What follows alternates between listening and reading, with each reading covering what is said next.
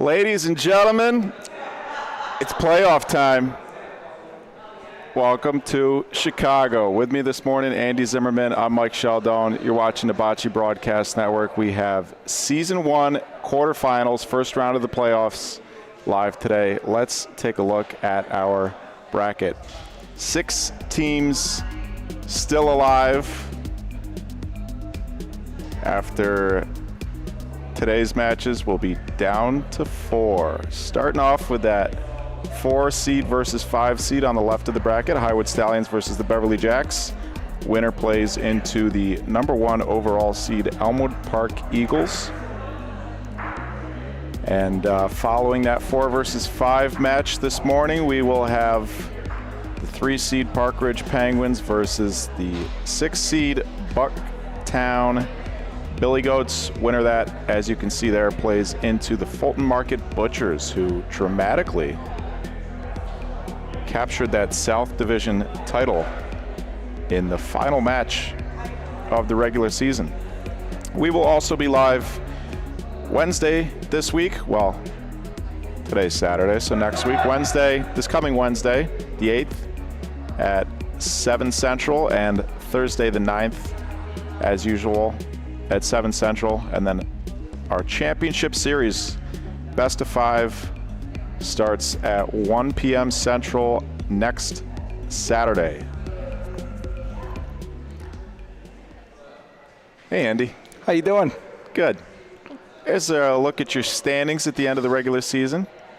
Our matchup today is going to be last place in the North versus second place in the South. Stallions, a couple points ahead of the Jacks in the standings there. The Beverly Jacks, momentarily after they lost their first match of the season, or I'm sorry, they won their first match of the season. They lost the next 5, and then they swept the last match of the season to take first place in the South. First place in the South Division changed hands twice. All 3 teams were in first place on that final day of the season. Final day of the regular season. I'm very aware of that. We had an opportunity to lock in first place by sweeping the Beverly Jacks, and in turn they swept us, took over first, only to watch the Fulton Market Butchers sweep to steal first place. Very exciting weekend. We really wanted to win that division, Mike, but we did know everyone makes the playoffs, and we feel like we're on an uptick. So we'll get to that in the second game, and I'll let somebody else talk about us. Let's talk about the Stallions. Yeah, let's take a look at our match preview for this first match. 4 seed versus 5 seed again. Similar stats for both teams. Stallions notably returning 2 of their top players to their lineup.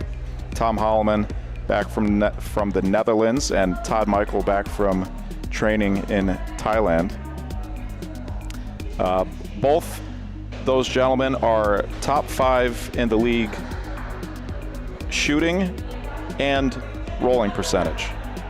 So huge pieces returning to the lineup after being out for the last couple weeks for the Highwood Stallions. And for the Beverly Jacks, looking to build on that Week 7 momentum. Leo Gennady coming into the match, having hit 18 of his last 19 shots. This is a rematch of a Week 2 match in which the Stallions beat the Jacks in 2 games. They're both close games, but the Stallions won them both 12-9 and 12-10. A match in which the Jacks shot just 60%. Let's take a look at today's starting lineups.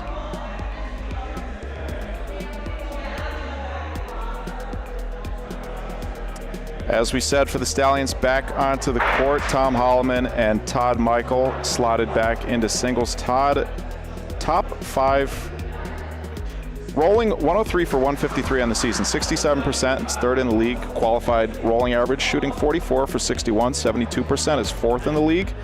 But get this, Andy, he's got, in 10 games, Todd has a negative 21 point differential. It's 2nd to last in the league. Hard to believe. Isn't it? Joining him on the other side of the court, Tim Tillari and Tom Holloman. Tim comes into the match rolling 63% in 16 games with a plus 19 point differential. It's good enough for 6th overall in the league. And Mr. Tom Holloman, Tommy Tulips, back into the lineup, rolling 67%, shooting 39 for 51 in the season, 77% in 11 games.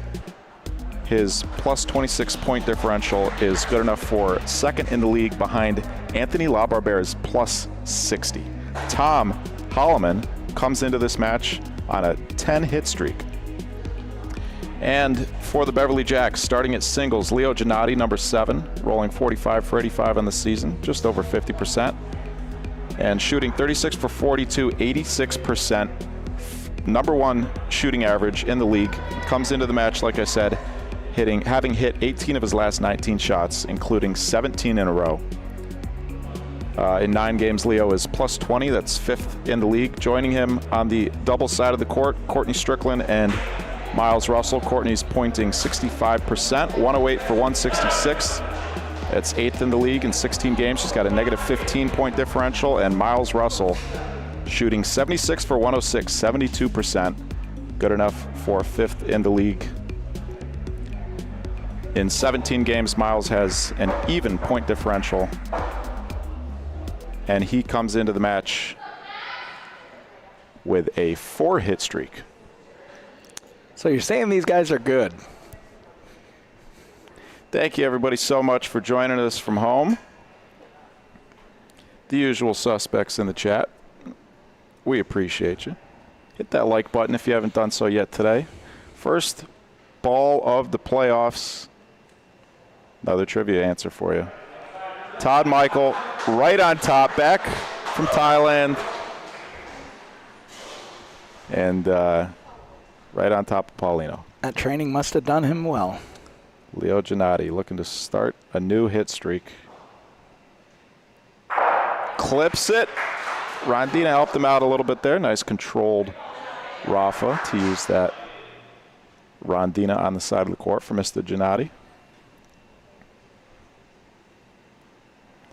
Todd will try and force him to do it again. People are starting to filter into the building here at the Chicago Bocce Club. We're live from West Town, Chicago. Beautiful facility here, Chicago Bocce Club. Built in the last year. These courts were laid in September. Is that right, Andy? That's correct.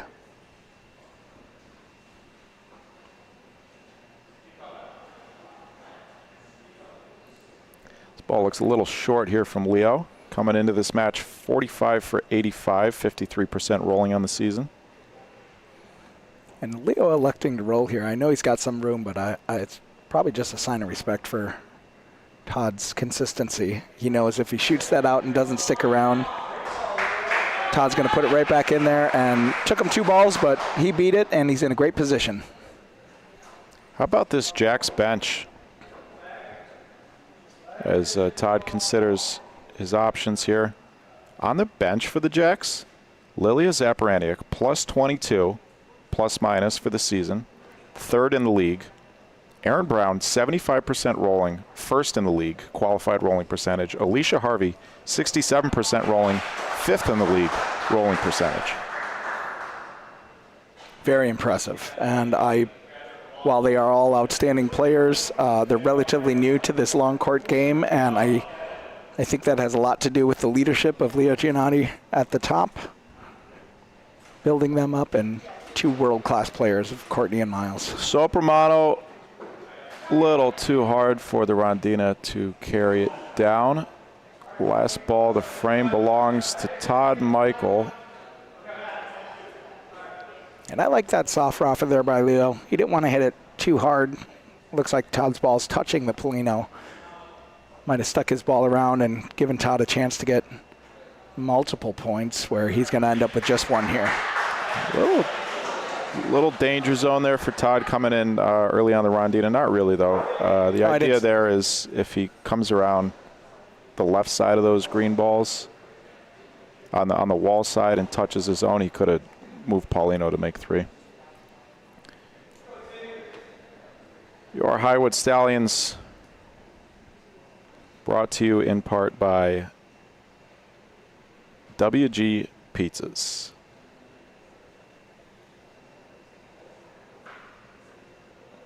Washington Gardens. Comes from the team behind Alex's Washington Gardens in Highwood, a longtime North Shore favorite for tavern-style pizza. WG focuses on those same ultra-crispy, thin-crust pies made with house-made dough and the original Scornavaco family sauce. They also offer fresh salads, delicious garlic bread, and more. Miles Russell sticks it. Good morning, Miles. Little kiss off the wall, total replace. Great shot, Miles. Visit WGPizzas.com to have pizza delivered to you today. And how about some mozzarella sticks there from Miles Russell? Tommy Holloman right back at him. Paulino to the left corner. Does Miles' ball follow? Oh, it's a close race over there. The Stallions are going to win this one. You see Leo indicating a little controlled underhand Rafa from Miles here. Probably used the Rondina. Wants to come at this ball from the left side.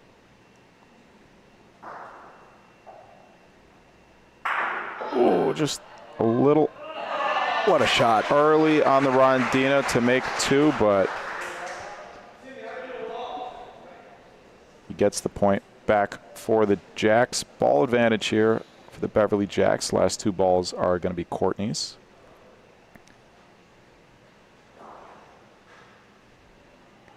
Timmy Talari, little Paulino here. Timmy 2 times. 2 points for the Stallions. How about these lineups? These 6 players here facing off in the first round of the playoffs. Unfortunate. For who? For the players. Excellent for us and everyone watching at home. This is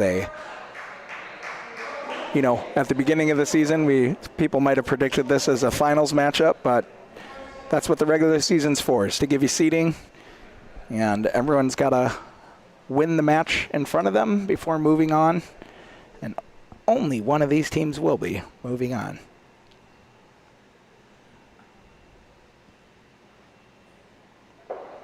Like the weight here by Courtney. Can't be short. Maybe cut one there. Morning, Dad. Morning, Mom. Well, it's not morning in New York anymore, I guess. No. Love you guys. We'll see you soon. My parents are coming out next week. Oh, very exciting. Last ball here of the frame. Pretty safe roll for Tommy Tulips. It's going to trickle left. We're going to get a measure here. Peyton said probably 2, but it's close. Our officials for this first match, Peyton Bachholt and Lydia Garrow. All-stars.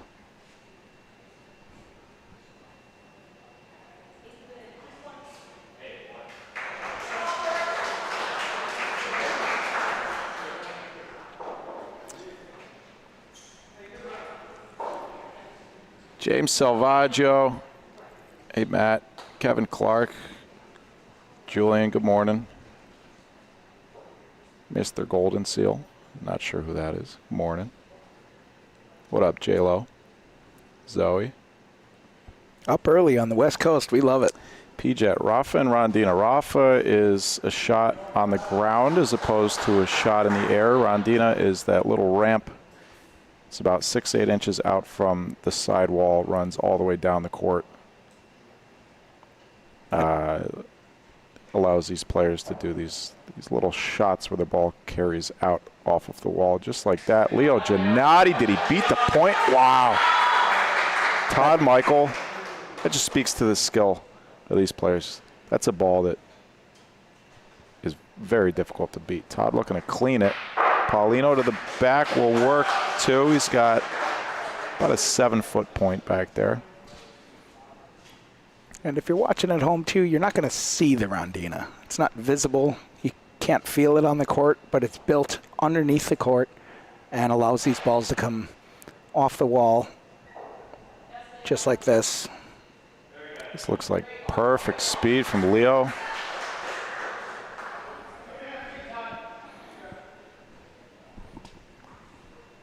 Both these guys starting off strong. 3 for 4 pointing for Leo. 4 for 5 for Todd. Little chip in a chair, Todd Michael. That's one way to make the point. How about it? He's just going to smile and, yeah, he's laughing. Didn't even need that Paulino to slow it down. Leo Giannotti, ball number 3 for the Jacks.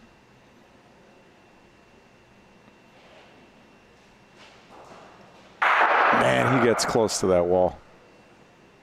You know, we saw a couple weeks ago, Leo took a shot that actually clipped that top corner of the wall.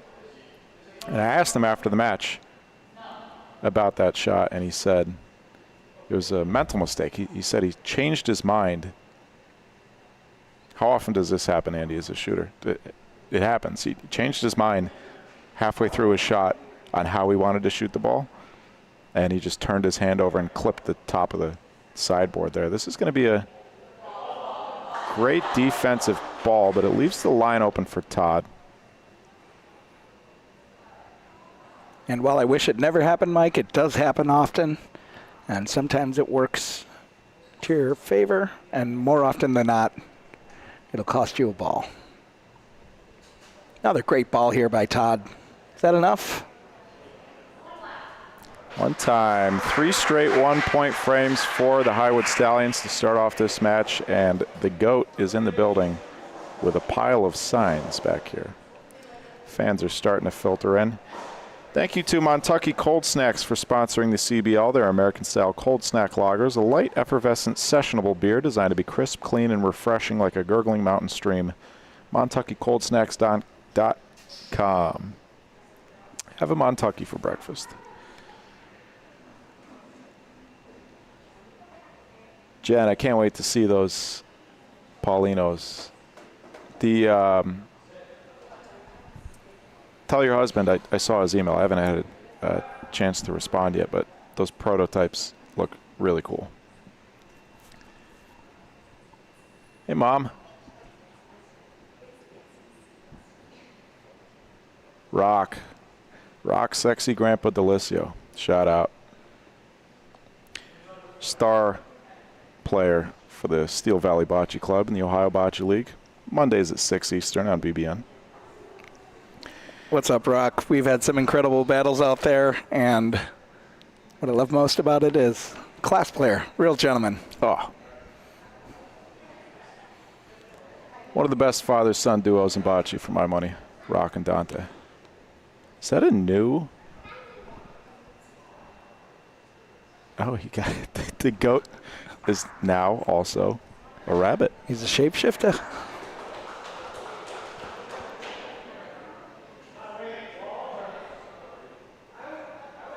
Getting some Johnny Jarko vibes over here.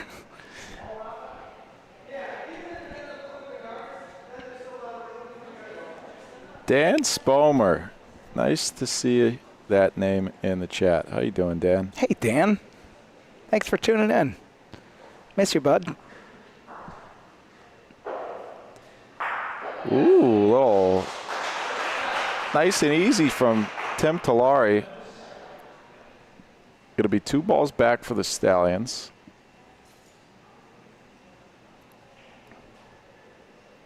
Stallions got to be feeling good, returning to full form here. They started off the season strong, but faltered towards the end, fell to the bottom of the North Division. Still more points in the standings than any team in the South Division.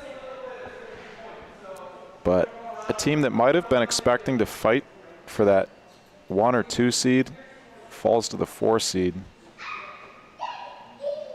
And they do not have an easy road ahead of them.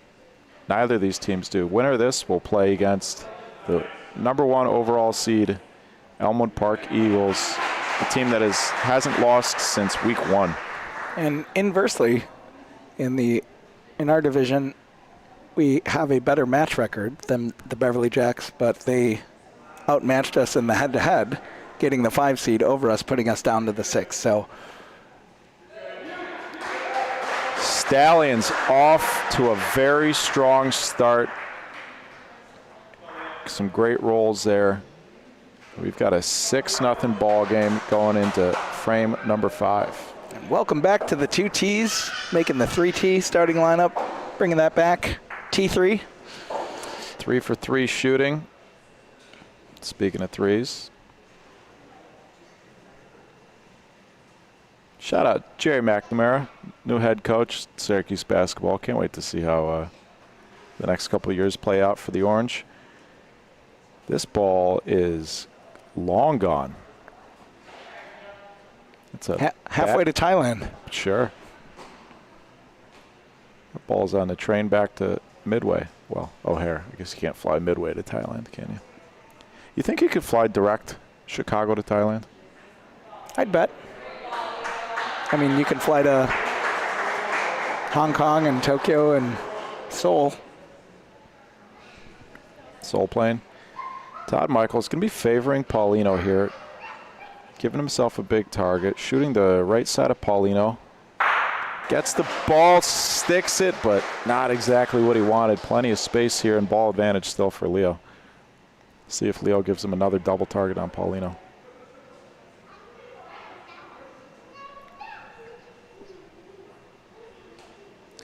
Todd coming into this match 103 for 53 on the season, 67% rolling. It's 3rd in the league. 44 for 61 shooting, it's 72%. That's 4th in the league. Again, though, his negative 21 point differential in 10 games is 2nd to last. Yeah, and that's a credit to the strength of the singles position here in the Chicago Bocce League. Yes. Todd has been doing his job, and it's, he's leaving it up to his double side to score the points, but he's holding the singles players at bay, but that'll add up. I bet he's 2nd to last in the league. Who is last? Is it me? I can tell you. Leo Gennady lines up a shot here. Oh, no. Thank goodness that stuck around. Gets his own ball, sticks around, replaces it, fortunately for Leo. Gets a rotation on that. That was coming in hot. Popped straight up in the air and kept spinning. Last in the league is in the chat right now. I don't know if you want to call him out. No, it's all right. We'll just say it's me for the broadcast because it sure feels like me. There are 3 Billy Goats in the bottom 10 point differential. There is actually, as we watched Todd roll in another beautiful point. Great correction after that rare, terrible ball to start the frame for Todd. Let's remind the folks at home, too, this is not a 2-game series. This is a best of 3. So first to 2 wins. Oh, that's the same as the regular season, right? Yep. But we don't play the It's the same. It's the exact same format as the regular season until we get to the finals. Championship will be best of 3, or best of 5, rather. What I started to say was Billy Goats play next against the Penguins, 3-seed Park Ridge Penguins against 6-seed Bucktown Billy Goats in match 2 today. The Billy Goats only have 1 player with a positive point differential. Can you guess who that is, Andy? I want to say Alex Guerra. Mario Dato, +2. Excellent. They're out of 38 players who have recorded stats in the CBL. There are only 15 players with a positive point differential. Wow. Interesting. Part of that is probably due to Anthony LaBarbera hogging all the points, +60. He is a point hog. Should have been the Elmwood Park Hogs. Courtney Strickland, ball number 2 for the Jacks. First one's about 4 feet long. Second one's going to be about 2 feet long. Maybe the Harlem Avenue Hogs, for all you people out west.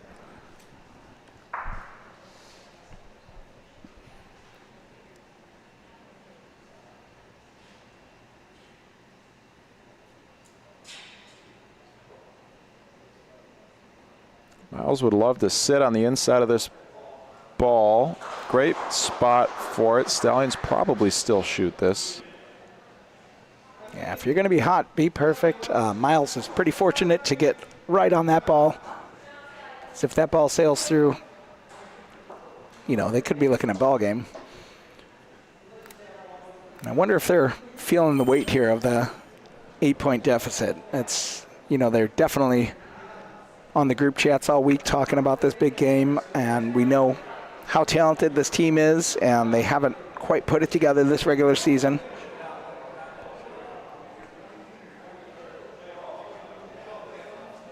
And the Highwood Stallions back from vacation just doing their job. You see that shot of the Jacks bench there, completely vacated. All 3 players on the Jacks bench are over here on the bullpen court. It's Tom Holloman. Lines up the raffle, hoping to get it clean. He cleans it and sticks it. Tom Holloman. Tommy Tulips.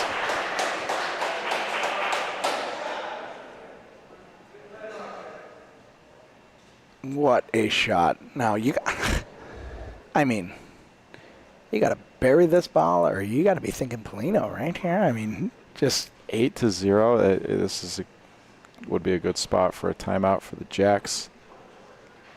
Peyton's going to confirm it is 2 points sitting there for the Stallions. I don't hate a shot through Paulino. You got your own ball in the back. You could also bring your own ball down, but if you miss that, you lose the game. It's a tough spot here for the Jacks. We're only 5 frames into this. Good adjust by Miles. Tommy, that should at least cut 1 point. Tom will probably shoot this ball, I would imagine, if it goes clean.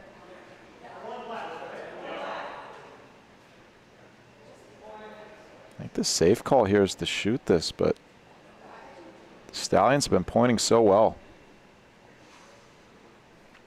Yeah, and I don't have a problem with this. As a shooter, I'm licking my chops here, wanting to take that ball out. Any chance to win the game, I love trying to take advantage of.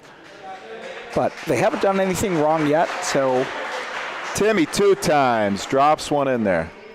Last ball on the way. 2 times. Tulips. 3 tees. Putting on a clinic. Timmy 2 turn. Tommy Tulips. And Muay Thai Todd. Look at this. Why shoot when you can point like that? Exactly. 3 dimes from the Highwood Stallions and a stick shot. Wow. What a surprising start to the playoffs here. While both these teams, it's a heavyweight battle. Highwood's really just kind of picking them apart here. I think that was their biggest frame yet. Oh, they just had a 3. So second 3-point frame in the last 3 frames. 3 tees, I'm starting to see a theme here. Yeah, it started off with 3 1-point frames for the Stallions and then 8 points in 3 frames. And the Jacks would just like to get just some iota of momentum. Yeah, and Todd started off behind here the last couple frames. Leo's going to go aggressive. So the reason Leo's shooting this is it's a short enough Paulino. It's near the wall. Leo can shoot 4 times. And if he sticks them all, he could get 3-4 points. But looked like he didn't like where he dropped that ball. Maybe dropped it right on the Rondina. He's going to prolong the suffering with this ball. I would love to have the luxury of not liking that ball.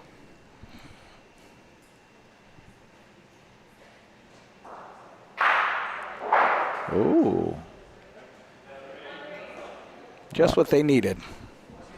2 balls to 2 still. Todd could shoot his balls on the right. He does have a good target, especially for a lefty. He's going to go after him. See if he takes it off the wall or straight up. Off the wall. Does he get Leo's in the back? That's a fortunate result. Not exactly what he's going for. See him throw his hands up in the air. It did its job, but not how it was drawn up.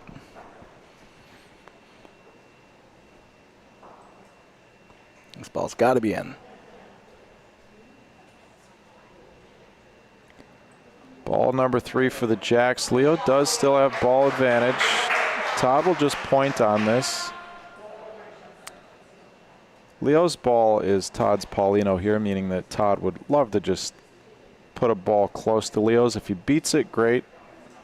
If he doesn't beat it, he'd like to cover a line or at least tighten things up a little bit for Leo. Doesn't really care if he gives up 1, up 11-0. This ball's got to stay in the court. It died. Leo would love to go after something aggressive here, but he doesn't really have anything. No choice but to point. Take the 2. Get on the board. See if this can inspire the double slide. Now the first time they've had Paulino this entire game. And I bet they're going to put it on the left side. This ball's gone too. Oh, that is a huge mistake. He's trying to give himself a chance at touching something there. You don't want to leave that ball short, but didn't quite get it up to the left enough.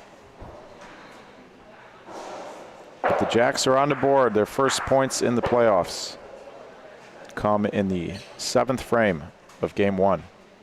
Again, you got the 4 seed versus the 5 seed here. 4 seed Highwood Stallions versus the 5 seed Beverly Jacks. Winner plays the Elmwood Park Eagles, number 1 overall seed in the playoffs.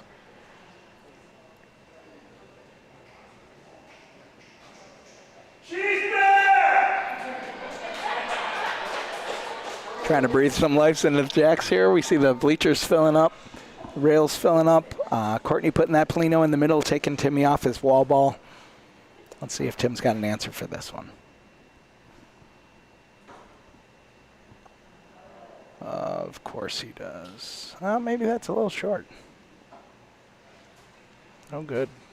We've seen some great comebacks in this league, including in week 7, the Highwood Stallions down 11-2 in game 2 to the Fulton Market Butchers.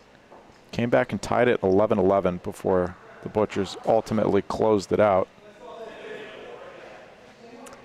But this is a long mountain, a tall mountain to climb for the Jacks. Court Strick, according to the stats, hasn't thrown a good ball yet this game.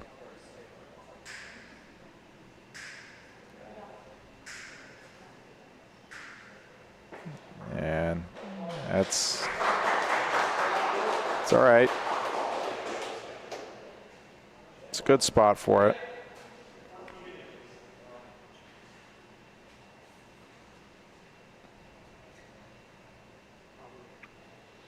Couple feet behind line.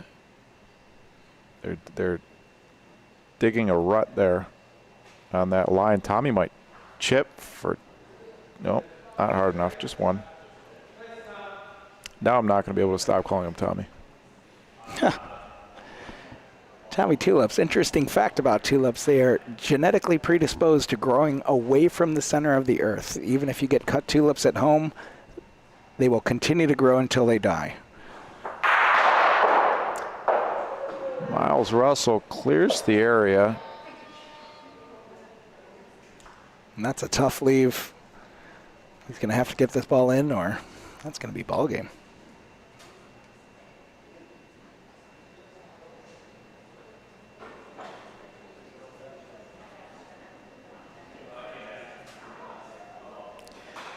Game one, Highwood Stallions 12-1 in 8 frames.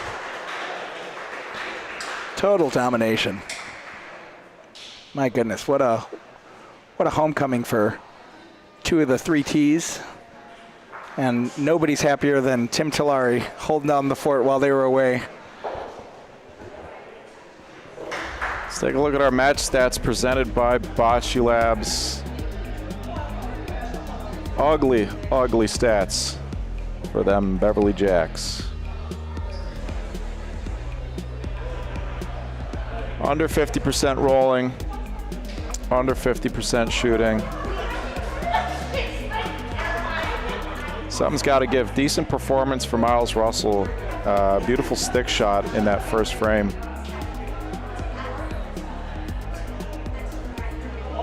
But, and you know, the Highwood Stallions are the wrong team to underperform against. And if you're looking at these stats, they absolutely took care of business.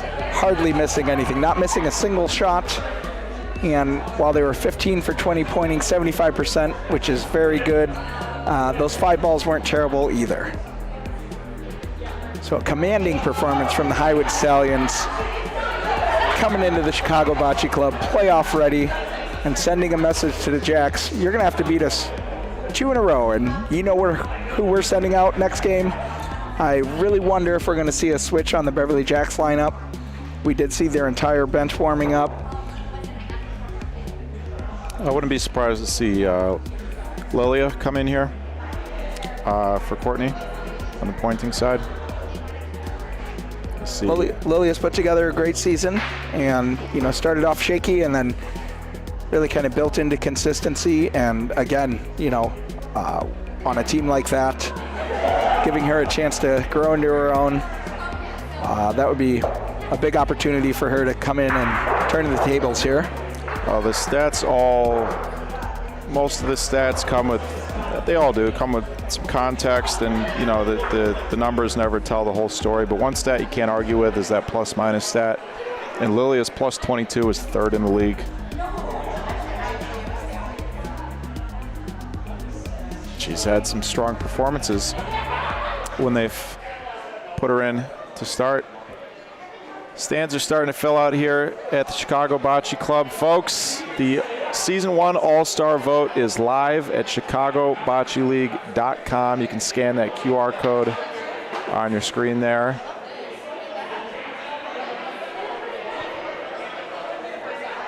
Or go to ChicagoBocceLeague.com to vote. You can select 6 players, up to 6 players from each division for the Season 1 All-Star teams, and you can vote once every 24 hours. That vote will be live through Friday the 10th. I'm looking forward to broadcasting that game, Mike. Which one? The All-Star game. Oh, yes. Is that a way of saying you don't expect to be selected? I mean, unless they're, that could be a fan vote. You know how players past their prime get into the NBA All-Star game every year? We'll see what happens today. Here's a look at your Season 1 bracket. Stallions and Jacks playing into those Elmwood Park Eagles, who have not lost since Week 1. Later on today, we will have the Park Ridge Penguins versus the Bucktown Billy Goats. Let's take a look at our Match 2 preview, John, please. Penguins with a chance to win the North in Week 7 against the Eagles. They won the first game of the match, and they needed to either win the second or come out with a point differential of +5 or more in the next 2 games. And they lost the second game, was it 12-2? Yeah. It was a quick one. So they fall to the 3rd seed by virtue of the 1st seed in the South, the winner of the South being the 2nd seed. They find themselves lined up against the bottom seed Bucktown Billy Goats, who've had a real up and down season. That match record and game record are not too far off of 500, but the point differential. Andy, what's the story there? Do you feel it on the court when your Goats are going through these droughts? Well, I believe Week 1 we had a 3-game match, and the rest of the games we either swept or were swept. The Goats have played the fewest, so the 2 teams who have played the most games in the CBL are the Eagles, or the Stallions and the Penguins. They played 19 games. The Goats have played the fewest. They played only 15 games. And it feels like it, and we tried a lot of things out early that didn't work out in our favor, and we've kind of settled into a lineup.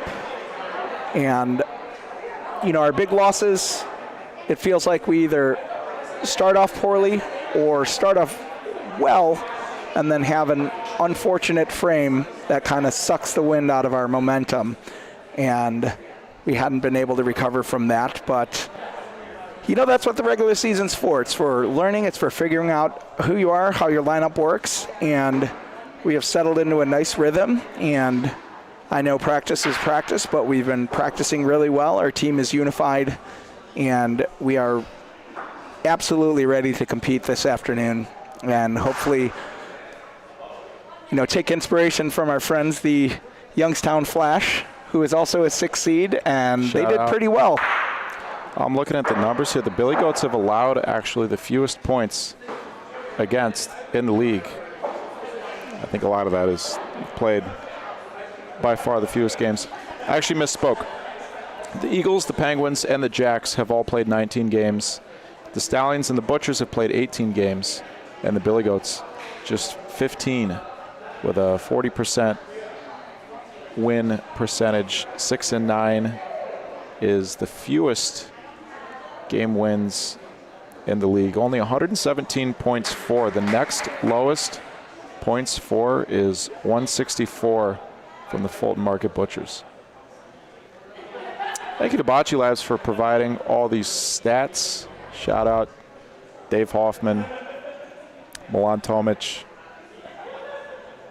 Jared, and of course Tony D'Onofrio, as we get underway with Game 2 of the match.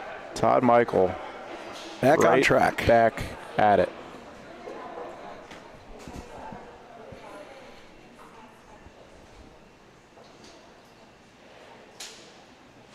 We'll have your scoreboard fully updated for you in just a second here. Leo Giannotti misses a huge target.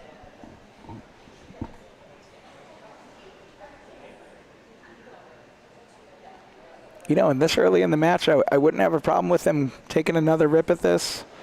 I know that's a big ask against Todd, but having a big target like that, maybe just see one go through the hoop, get that shooting rhythm back.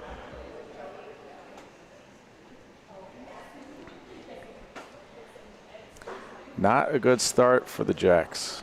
It's going to be 3 balls to 1 at least for Todd.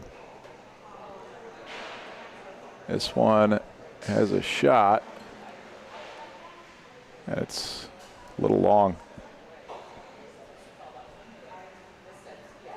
Frustrating start for the Jacks here. Jacks will need to win this game to keep their season alive. Stallions 12-1 in the first game in just 8 frames.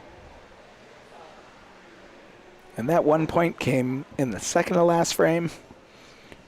Too little, too late. Not enough to create a spark.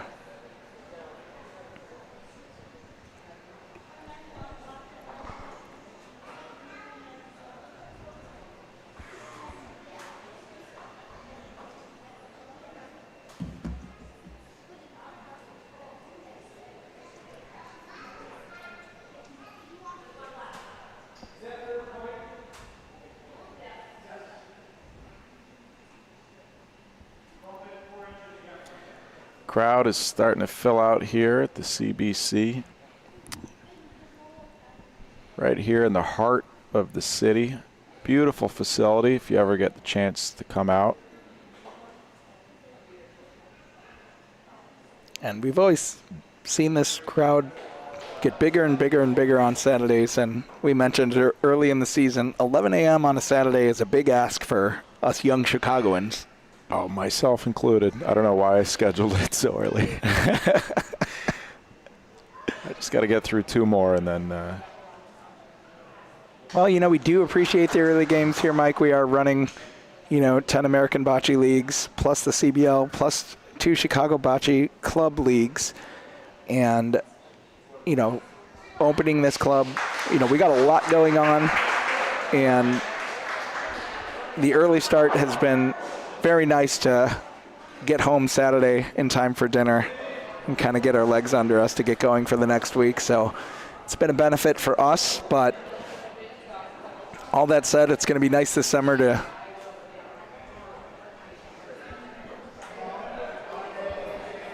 focus on running leagues. And eating pizzas. WG Pizzas in Lakeview comes from the team behind Alex's Washington Gardens in Highwood, a longtime North Shore favorite for tavern-style pizza. WG focuses on those same ultra crispy, thin crust pies made with house-made dough and the original Scornavaco family sauce. They also offer fresh salads, delicious garlic bread, and more. Visit WGPizzas.com to have pizza delivered to you today. Thank you to WG Pizzas for sponsoring the Highwood Stallions. Miles, Russell, a little bit of Paulino taking the dog for a walk. And the dog is going to stay on the leash. About 2 foot up front. Covers the line. Miles is going to love that result. Good start to the frame for the Beverly Jacks.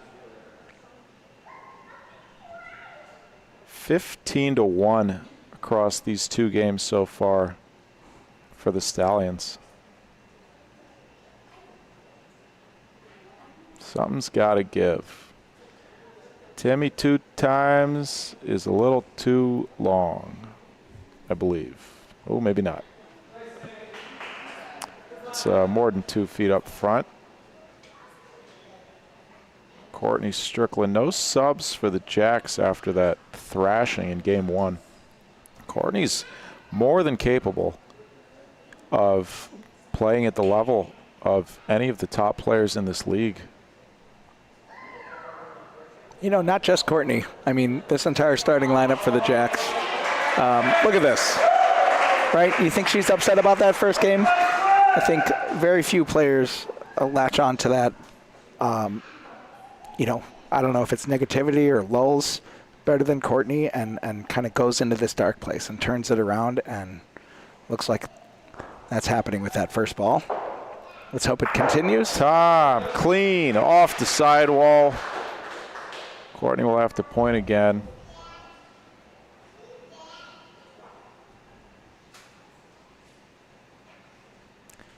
Mark, quit your job. Come on down. There's plenty of space in here that could be painted.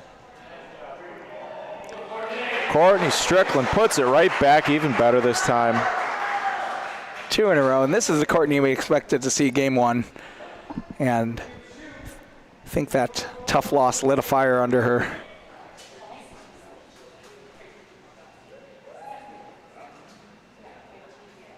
Jimmy P, read the scoreboard, Jimmy. Morning, Bull. Tom Holloman again off the wall. Nice and soft again. He's got a shot at clipping it clean. Tom Holloman hit that ball perfectly. Incredible adjustment off that first ball. Points in a different place, coming in a little bit earlier, chipping that ball on the outside, leaving the Polino clean, putting Miles in a tough spot. Let's see if Miles feeds off this Courtney energy she's putting up. Oh, it's got to slow down. Does it stop? Yes, it does. Well, it only took 2 frames this game. The Beverly Jacks are on the board.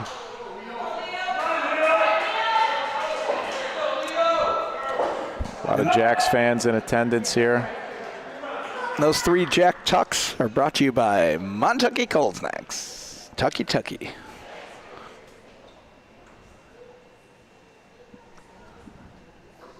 Nice. Maybe we'll have to do a sponsored segment next week, the Tuck of the Week. This is not the ball you want when your team gives you Paulino.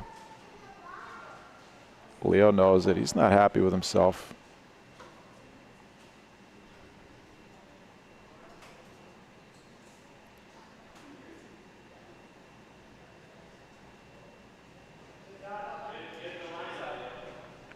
A little bit of a bait ball there from Todd. Perfect speed. About 15 inches inside. Challenging Leo to point this ball up. Overcorrection here from Leo. And it works. Todd's worked.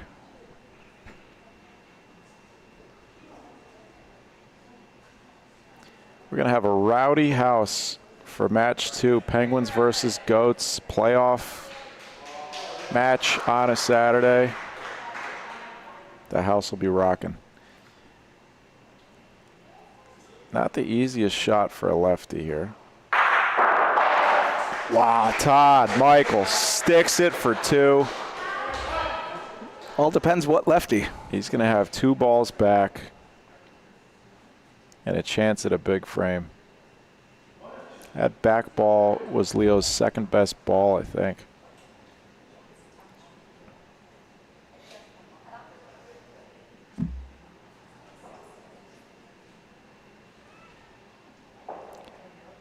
He's going to like this line. Does he like the speed? Oh, yeah. A little bit behind Paulino, though. This is very cleanable for Todd Michael, going for a big frame. Oh, there goes Paulino to the back. It sticks with the Stallions. Ball made some room. They should score 2 here. Good hit for Todd.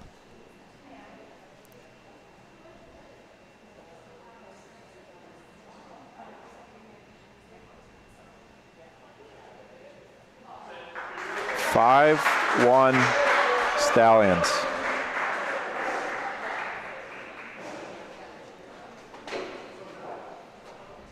Let's talk about coming into the season, Andy. How do these standings look different than what you would have predicted coming into the season, besides outside of your own Bucktown Billy Goats?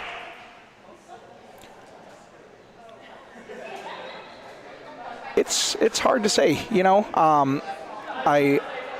In our division, I thought we would have done better, but Beverly Jacks, like we said, clearly all-star caliber lineup, good potential on the bench, just never came together for them. And then the Elmwood Park Eagles, while we know they have La Barbera and a good roster that's very familiar with each other, I think they outperformed my predictions and rallied behind Anthony to just all but dominate the league. And so very interesting on both sides. And what we all know is none of that matters. It comes down to the playoffs here and who can turn it on this week and next weekend.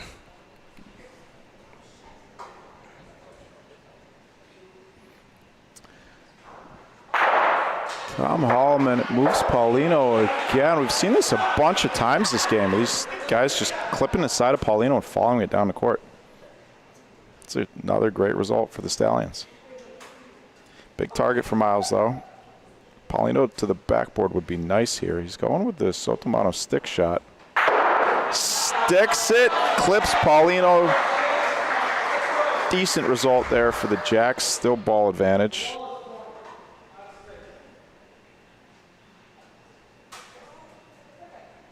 And with the exception of a couple misspells on the single side, the Jacks look really locked in, especially compared to their first game.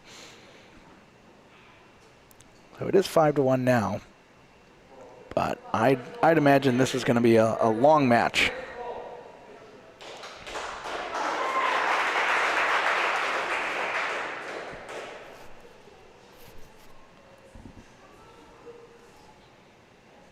Big shot here for Miles. Love to see this hang around. Big miss. Big miss. Those big misses are piling up here. Putting Courtney in a tough spot. Courtney with a much better start to this match.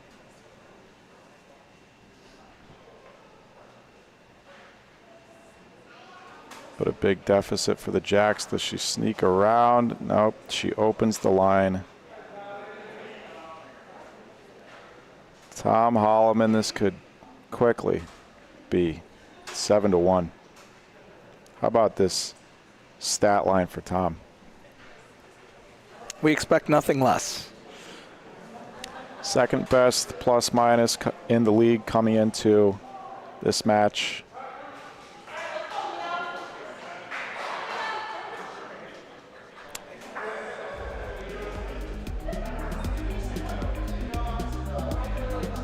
How about this rolling leaderboard at the end of the regular season? Two ladies entering the leaderboard there, tied for 5th place. Alicia Harvey and Lauren McDermott. Erin Brown still leading the league, still has only rolled 16 balls on the season though.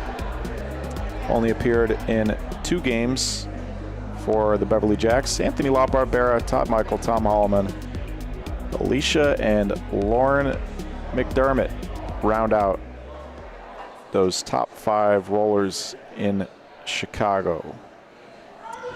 Todd Michael not letting up one bit. About 8 inches in front of Paulino, looks like. Leo again forced to shoot down this right wall. Gets it clean this time. Comes back up for point. It came back a decent amount off the backboard for him. He could be set up to shoot for a big frame potentially. But his shooting coming into the match at 86% has really faltered. Just 2 for 7 now in today's match. Leo might go for it here. He's going to put Paulino in play. Either ball could work out well for the Jacks. If he sticks it, could be set up for a big frame. Leo Giannotti cleans it and stays around for 2, looks like. And a fortunate extra kick there in the back.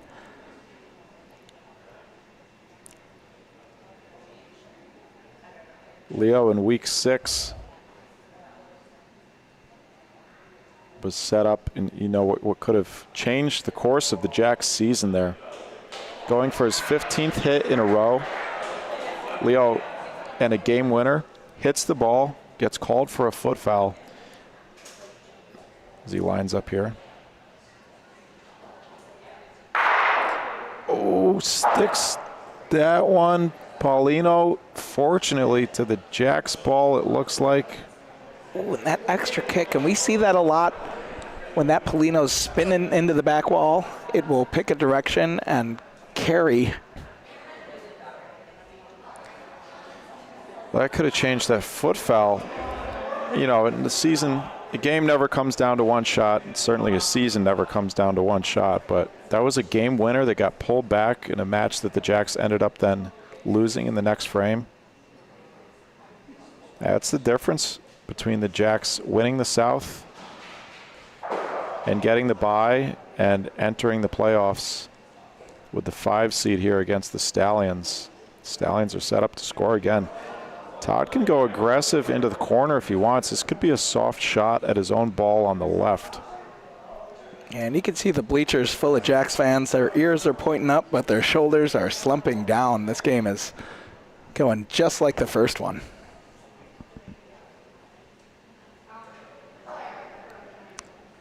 Todd getting greedy, going for 3 here. Just clips it. Does it? Oh, no. Move Paulino. It's just going to be 1. 7-1 Stallions, a combined score of 19-2. Talk about shooting. Leo coming into the match, 85.7%. That's down to 75 right now. Anthony La Barbera, 78.4%. Tom and Todd both top 5 in shooting and pointing in the league, and Miles Russell rounds out that top 5.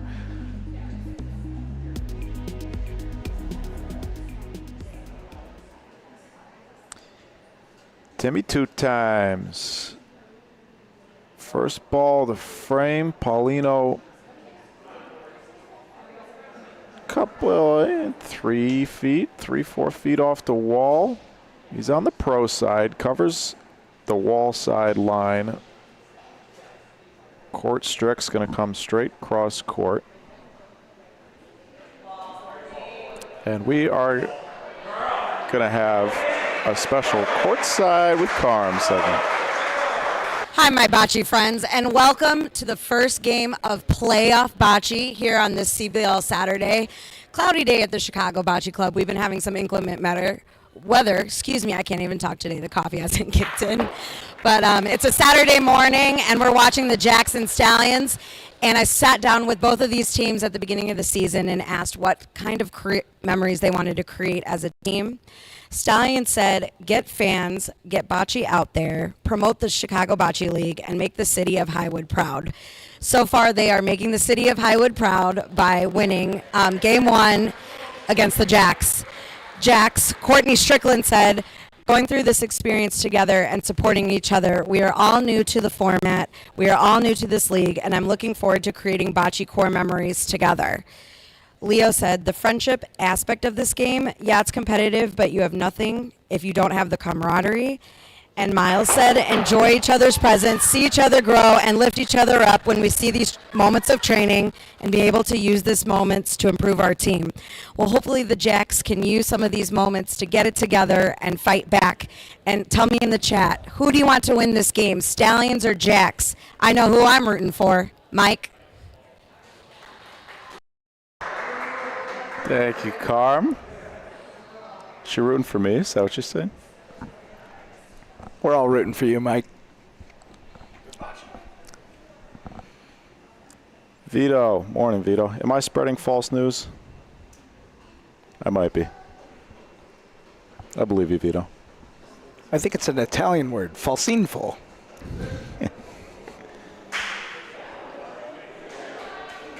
Might be a reference to the weather today. We got a very falsinfo vibe. Jacks are going to score here.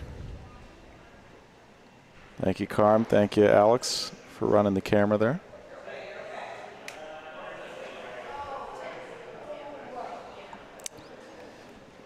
These are the points that the Jacks have been obviously very far behind in both these games, losing game 1 12-1, and now down 7-2 here.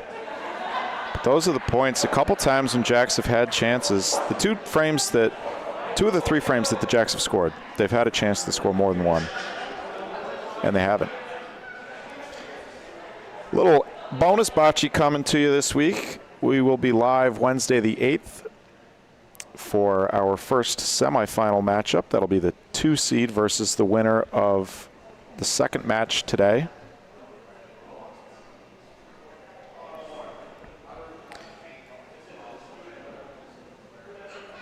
Fulton Market Butchers versus either the Penguins or the Billy Goats. That'll be live Wednesday at 6:45 Central Time. We will also, of course, between now and then, be live Monday at 6 Eastern, 5 Central from Youngstown, Ohio for Week 5 of the Ohio Bocce League. Leo Gennady. He's got Paulino cross court here. Gets the ball clean. Wow, that ball was well hit in there from Todd. Good hit for Leo. Leaves Todd's ball in no man's land. Brings his own ball down to the backboard. Ball advantage, though, for Todd still.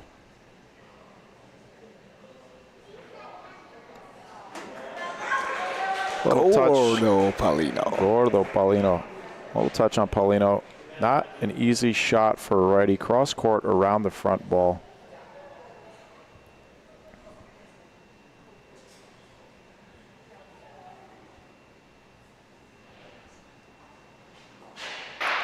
Leo Paulino, his ball comes out of play. Paulino, did it go out? Yes, it did. Lydia Guerra right on top of it. Those fences are out of play here in Chicago. That'll be a frame reset for Leo. It's a good hit. You know, and while those two shots won't count, they were both tough angles, covered shots, high level, and Leo hit both of them, and it's got to give him something. We appreciate you folks so much tuning in at 11:58 a.m. Central Time here in Chicago. You're watching the Bocce Broadcast Network. You're listening to the voices of Andy Zimmerman and Mike Chaldone. If you're not subscribed, please subscribe. It's free. It helps YouTube recommend our content to people who otherwise might not watch Bocce, as we're throwing beer cans at each other in the bleachers. So please like and subscribe. It's free. That's all we ask. After you subscribe, you'll see a little notification bell icon pop up. You can click that notification icon to be notified when we go live. You can select what notifications you want to receive. And guys, if you're watching and you're not subscribed, come on. What are you doing? What are you doing? Hit that button.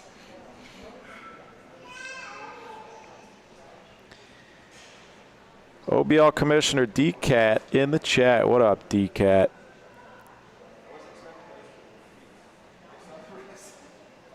D-Cat, let's get a Cats out of the bag and segment in the chat here in relation to this ball game.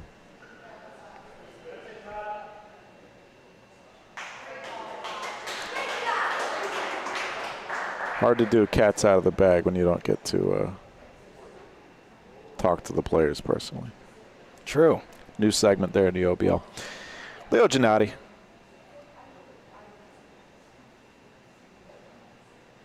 Two good hits last frame. Well, in the frame, before the frame reset. Can he do it again? Oh, Leo sticks it for two. There's a little bit of life.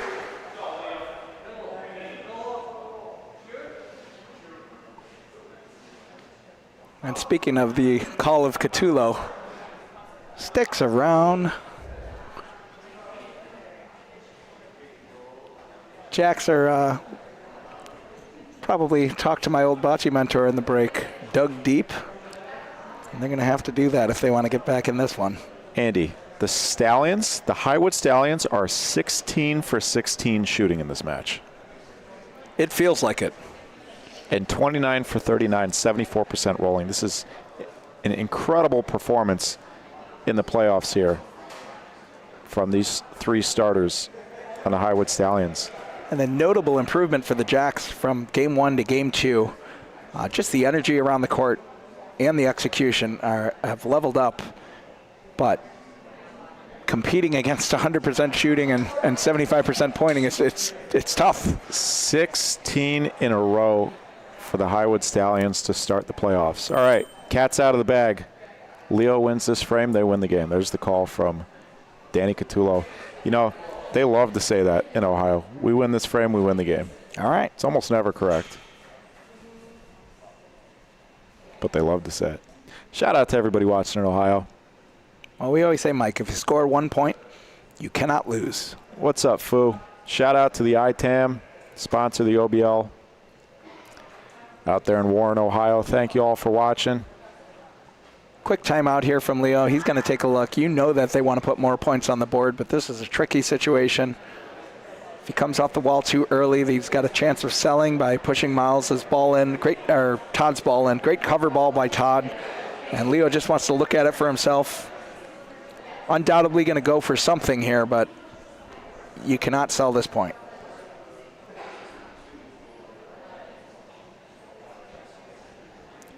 Two balls back for the Beverly Jacks, a chance to tighten up this game. They haven't been able to score more than one yet. They've only scored in 3 frames so far in the first 2 games of this match. Leo's coming on the outside. Does he sit on the back ball? Unbelievable attempt right there. Lydia Guerra with the measurement. Way to use that Todd's outside ball as a safety net.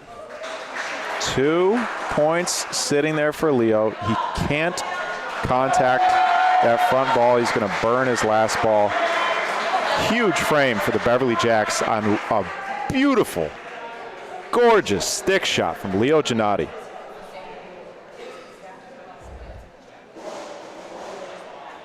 Here's a look back at that shot that might change. The Jacks are hoping that's going to change the course of their season here. They were up against it, down 7-1, lost the first game 12-1. If the Jacks win this game, we'll see a game 3. If the Stallions win this game, they'll be on to the semifinals versus the #1 overall seed Elmwood Park Eagles.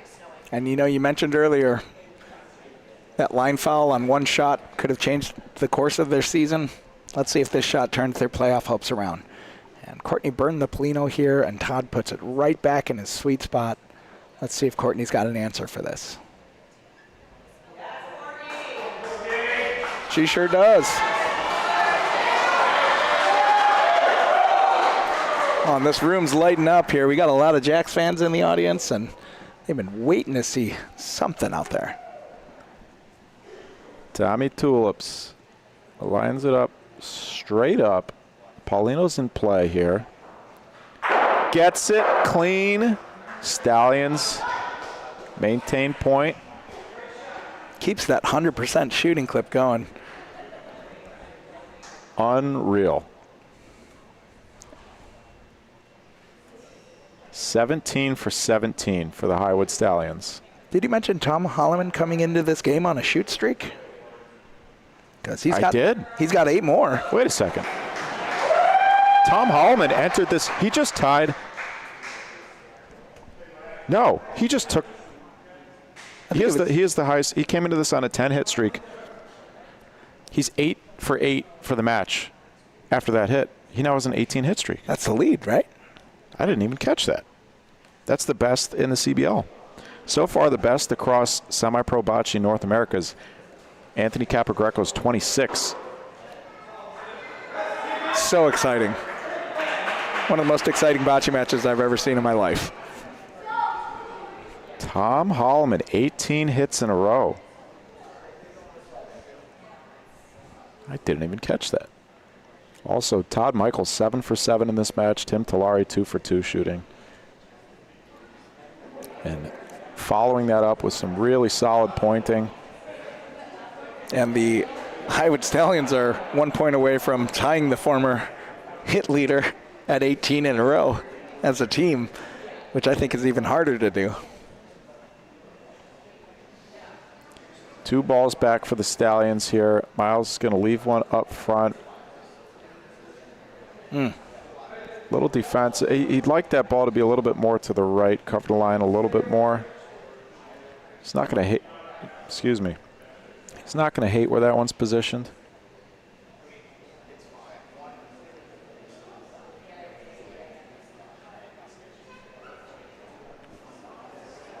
Tom Holloman, 18 hits in a row.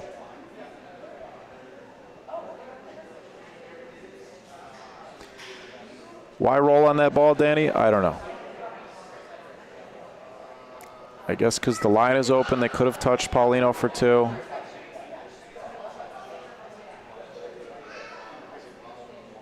Could have sat on the inside of the ball. Additionally, you know, Tim and Tom are excellent pointers. If you shoot that first point out. Oh, boy. They're going to have tons of room and a couple backboards to tuck that in. And that front ball probably cost Tim and Tom a couple extra points there. So even when giving up points, they're giving up less.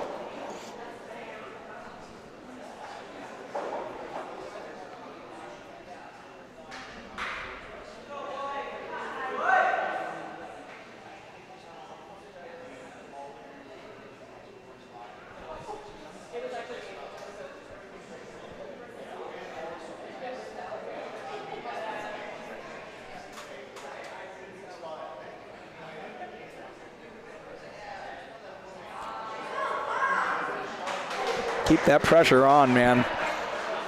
Putting it behind. Nearly impossible to stick this one. Yeah, Todd's been ruthless. Phil's going to hope for a break on Paulino here. #1 shooter in the league. 5 for 12 today. 10 for 21 pointing. He's a little bummed out. He just heard he lost the hit record for the CBL. And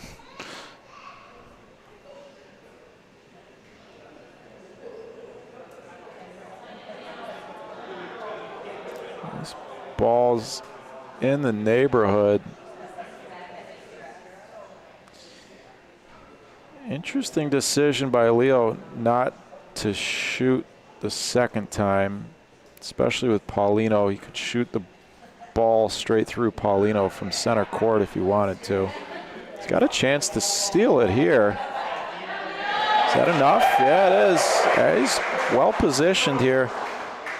Todd's going to shoot and hope for a break. This could go well for the Jacks. They could be right back in this frame. Todd Michael. Paulino to the left and to the Jacks. And just like that, right back in the frame. Ball number 3 coming for the Stallions. Should be mentioned, that's 17 consecutive hits today for the Highwood Stallions. 18. 19. How about it? Jacks are still in. Leo's going to have the last ball of the frame. Not dead yet.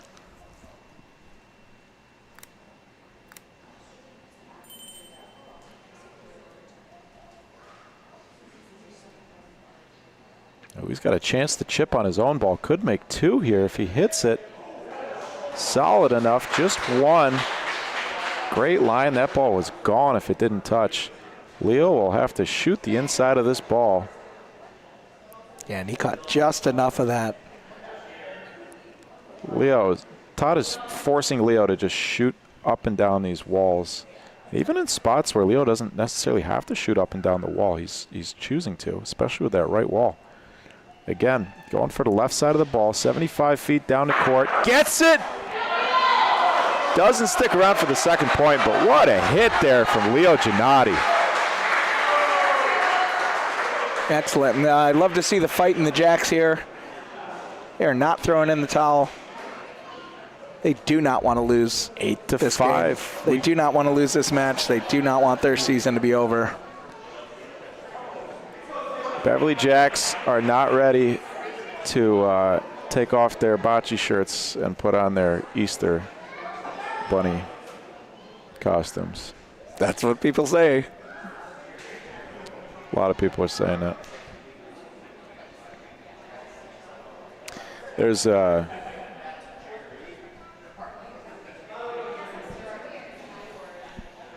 was something there, Andy. I liked it.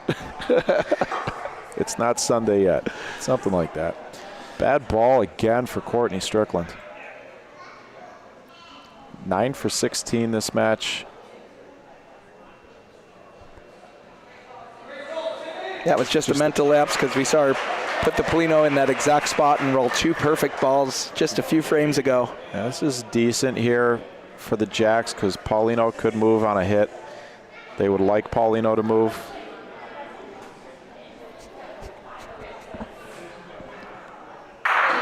Miles Russell sticks it. That'll work too.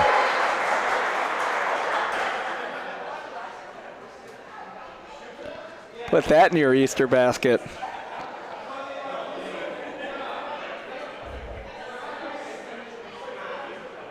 Timeout, Stallions. What a huge hit there for Miles. I'm not sure what the discussion is here. Seems like a pretty straightforward point. Maybe just want to probably cool the room down. Yeah.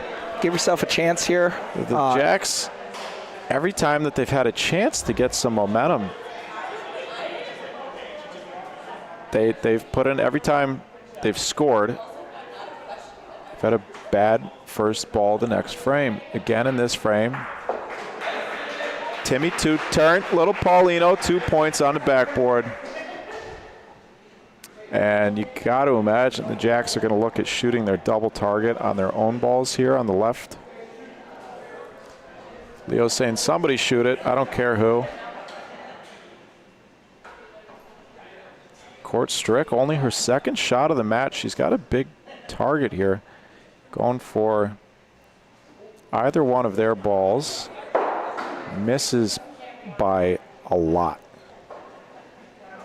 And that was definitely a big miss there, you know, going for these 2 balls. That was not a wall shot. You can't throw the ball that hard at the wall.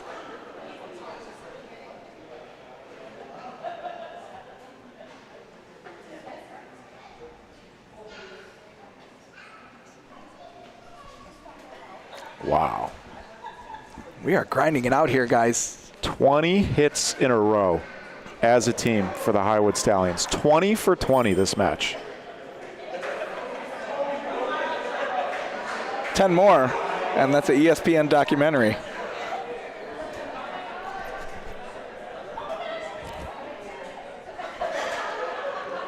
Miles Russell, same shot at both of their balls. Do they get a break? No, they don't really. Does this ball come back off? Ooh, that came off the Rondine a lot more than I thought it would. That's an okay point on the backboard. 2 balls back for the Stallions. They probably just roll the first one. Probably just roll them both.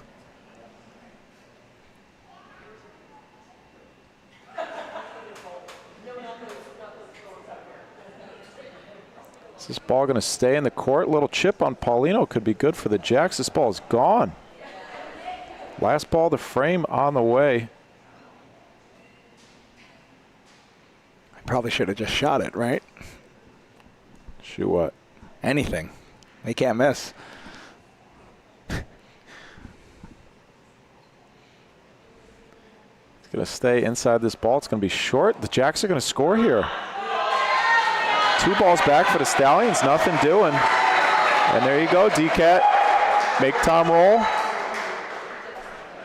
0 for 2 that frame. Folks, the All-Star vote is live at ChicagoBocceLeague.com. Scan the QR code or go to ChicagoBocceLeague.com to vote for the All-Stars. Thank you all so much for spending some time with us here in Chicago. Shout out to everybody watching from around the world. The Hollemans in Istanbul. Shukran. It's not Turkish, but it's close enough. You know, I worked at a Turkish restaurant for like 6 years. Well, it wasn't a Turkish restaurant. It was a pizza place, but the owners were Turkish. I worked there for like 6 years. They refused to teach me a single word of Turkish because they thought it was funny to just tell me the wrong words. I find it hilarious. Sure. But after 6 years, it's like, can you just tell me how to say hello? I could have looked it up. Was this before Google?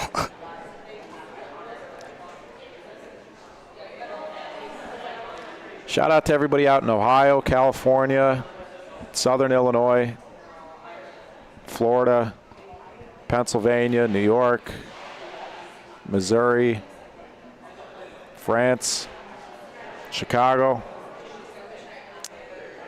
Again, the Jacks, just no momentum, no ability to capture any sort of momentum this game. Every time they've scored, bad first ball. Leo can make up for it by touching his front one. He's going to miss, though, and it's going to be 3 balls back for Todd Michael and maybe a chance to close out this game.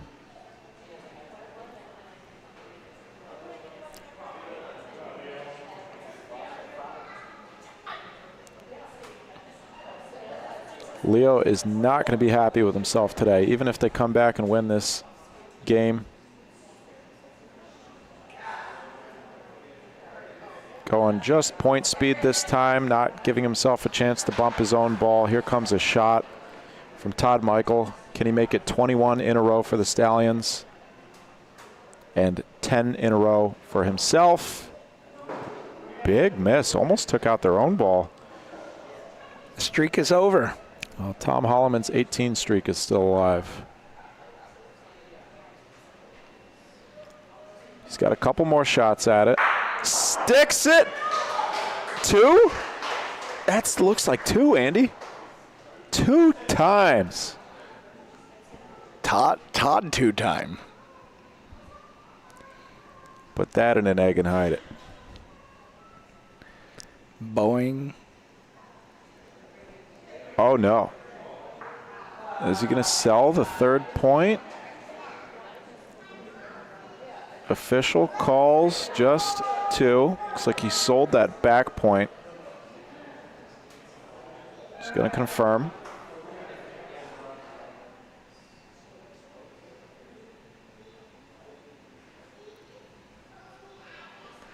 Either way, big break here for the Jacks. Oh, it's not a composed frame. Todd had 3 balls behind, big opportunity, missed one Rafa. Got the second one to stick around and then chip this front ball. And if this is only 1, it's going to give the Jacks some life here. 3 times. Beverly Jacks have run out of rope. I take it all back. One more point between them and an early spring break. Thank you to Montucky Cold Snacks for sponsoring the festivities this season.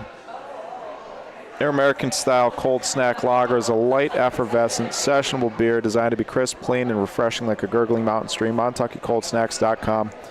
The Beverly Jacks are going to need quite a few Montuckies to erase this match from their memory if things don't change soon. Timmy Two-Turn, can he put in a death ball? Not bad. Pretty close. Pretty much a death ball. Miles has to hit this. A lot of Paulino here. Stallions could get a good break if Miles clips the left side of Paulino. Is Paulino solid? Yeah, a little on the left. That ball's out of play. Stallions with a decent point in the right corner.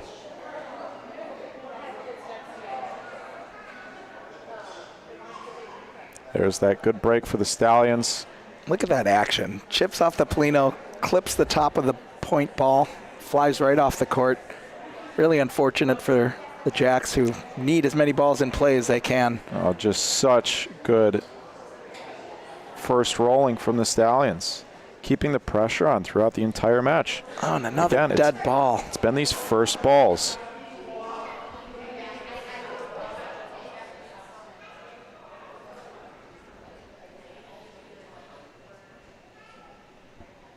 Courtney struggling here more than we've seen all season.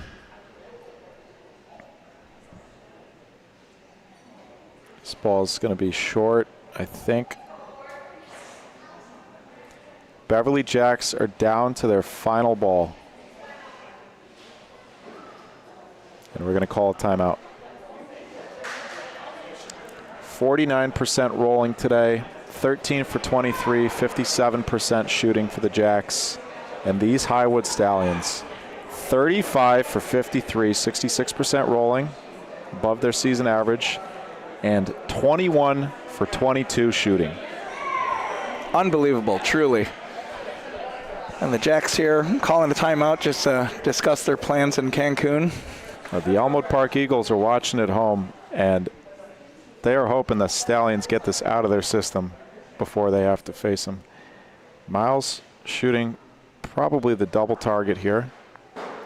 Confusing angle. And the Highwood Stallions are moving on to the semifinals versus the Elmwood Park Eagles. We're going to get a word from Tom Holloman very shortly in the booth. I'll look at your match stats presented by Bocce Labs. Andy, I know you got to go get ready for your match. It's been a pleasure, Mike. I'm going to go do that, and I will send Tom over to you. Go Billy Goats.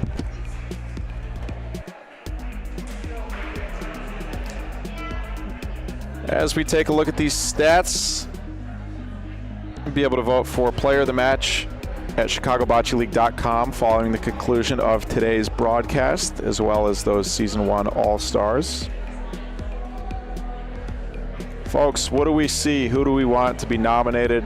Pretty cut and dry. All three of those Highwood Stallions are shoo-ins for player of the match nominees. Miles Russell with a very solid performance for the Jacks, 8 for 10 shooting. That 5 for 10 rolling number is a decent number when you consider the fact that he's having to roll the third, fourth ball of frames. He's having to play defense, having to try and tuck around balls. It's a solid performance from Miles, but he did not have much help from his teammates. And the Highwood Stallions moving on to the semifinals. With me in the booth, Tommy Tulips. How you doing, Tom? I'm doing fantastic. Let's get your mic on here. There we go. How's it feel? It feels great. Feels great. Not only a big win, right, after a season that had its ups and downs, but that was our best match of the season, that first one, and played pretty good match too. So I'd say that's our best match of the year so far. What do you think you can attribute that to? That's a great question. Obviously, having all of our players back helps, right? Obviously, we didn't have that the last number of weeks. Yeah, we just were focused and wanted it. And look, that's a great team. We were playing against every one of those players, matches up against us. We just had a really good day. So, does it feel? Is there a different approach here for playoffs, or is there a different level of focus? Yeah, not for me personally, right? I try and always bring the same focus to the match. Yeah, it feels a little bit more pressure, right? One and done. So we realize that, and we feel like we didn't accomplish all we wanted to this season, so it means more to us. But I don't know that it changes how we approach the game. Well, this lines you up for a rematch against, actually a third match against the Elmwood Park Eagles. You guys are the only team to have beaten the Eagles this season. That was in week 1. Then they won their next 6 in a row, including another one over the Stallions. Yep. How do we feel going into that matchup against the Eagles? Yeah, that's a tough matchup. As you may recall, we almost won that second matchup too. We had one ball thrown by me that could have been pointed in for that Game 2 win and didn't quite close on it. So it's going to be a great match. I encourage everyone to definitely watch that one. It's going to be fantastic. And look, we like our chances, but no, we're going up against a real tough opponent. Yeah. That'll be Thursday at 7 Central, live here on the BBN. Tom, look at the stat line here. Are you aware that as a team, you guys hit your first 20 shots in a row? Did not know that. Are you kidding me? You were 20 for 20. You finished off 21 for 22. Wow. You have now taken the lead in the CBL hit streak. You have personally 18 in a row. Okay. And still active. Still going. Still active. Right. So congratulations. And I love it when I can give those wall rothas to Timmy because I'm not as good at those. So. Yeah, that's an interesting dynamic that you got there on the double I love side. that teamwork that we have on that for sure. Yeah. Awesome. Yeah. Well, congratulations Thank you. on winning a playoff series in dominant fashion. And good luck next week Awesome. against the Eagles. Thanks, Mike. Appreciate it. That was Tom Holloman, owner of the CBL's best hit streak and player owner of the Highwood Stallions. Coming up next, folks, Park Ridge Penguins versus the Bucktown Billy Goats, 3 seed versus the 6 seed. Goats come into this with a chance, it came into week 7 with a chance to win their division against their matchup against the Beverly Jacks. They just had to win 1 game in that match, and they ended up getting swept by the Jacks, which actually put the Jacks into first place temporarily in the South before the Butchers claimed that position later on in the day.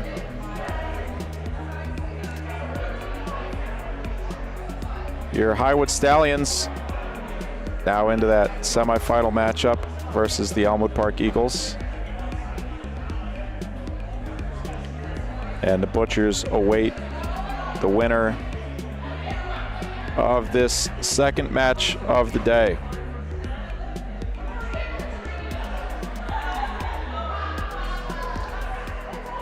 We are going to begin. We got a little shift change here in the booth. That next match is going to be up in about 30 minutes at 1 p.m. Central. In the meantime, it is no longer Women's History Month, but we're still celebrating the women of the CBL.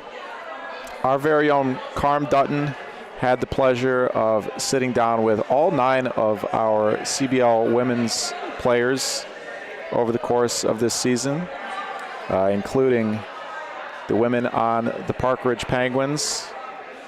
She talked to them about their experience as women in competitive bocce, recreational bocce, and now as semi-pro players. Let's send it upstairs to Karm. Hey ladies, thank you so much for sitting down with me this afternoon. Happy to be here. I love my Lady Penguins, and this is a special edition of Courtside with Karm. So, Vanessa, let's start with you. Who is one of the most important women in your life? I'm going to say my first friend, my sister, and then also my other sister, Gina. They're both just solid sources of support, foundation, laughs, and everything in between. Bridget, who is the most important woman in your life? 2 best sisters in the entire world, Caitlin and Siobhan. How has the community, the bocce community of women, supported you and encouraged you to keep playing bocce? I've met some of my best friends playing this game since I started at ABC like 10 plus years ago, and it's introduced me to so many more people, communities, men and women alike, and it's just been a great ride. I mean, look, we didn't know each other 3 years ago, and now we do. And she's still saved in my phone as Vanessa Bocce Glutzink. Don't change what's not broken. And Bridget, yeah, how has the community of women, the growing community of women in bocce, supported you and encouraged you to keep playing and just continue to help grow the game for all of us ladies? I have more female friends at this point in my life than I ever thought I would, which is really amazing.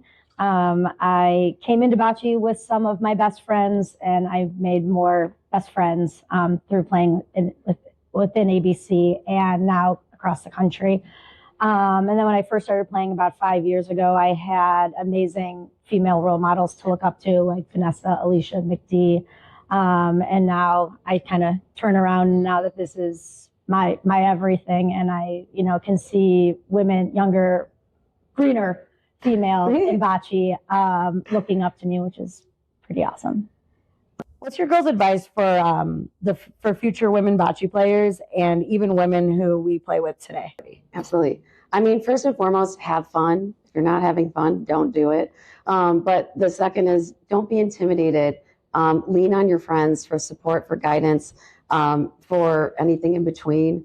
At the end of the day, this is a game that we all get to play with the people that we love.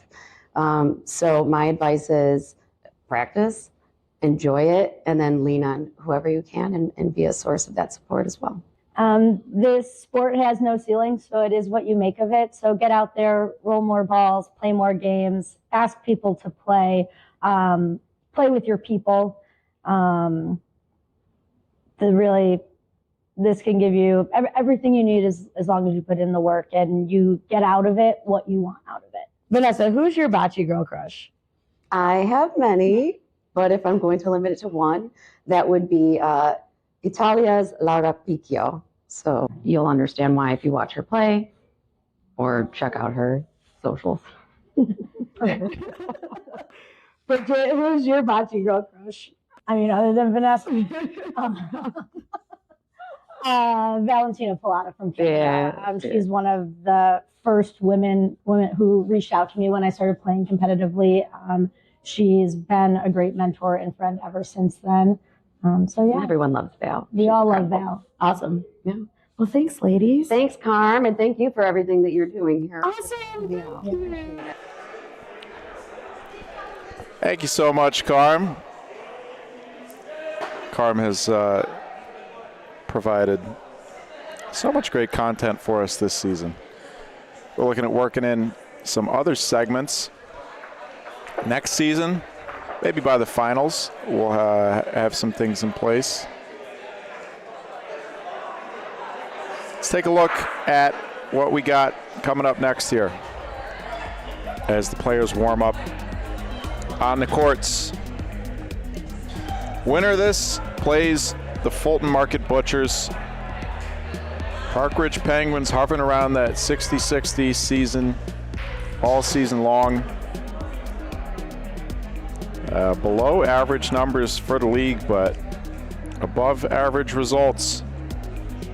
13 points in the standings, second place in the North Division there. 4-3 match record, 11-8 game record, plus 10 overall differential there.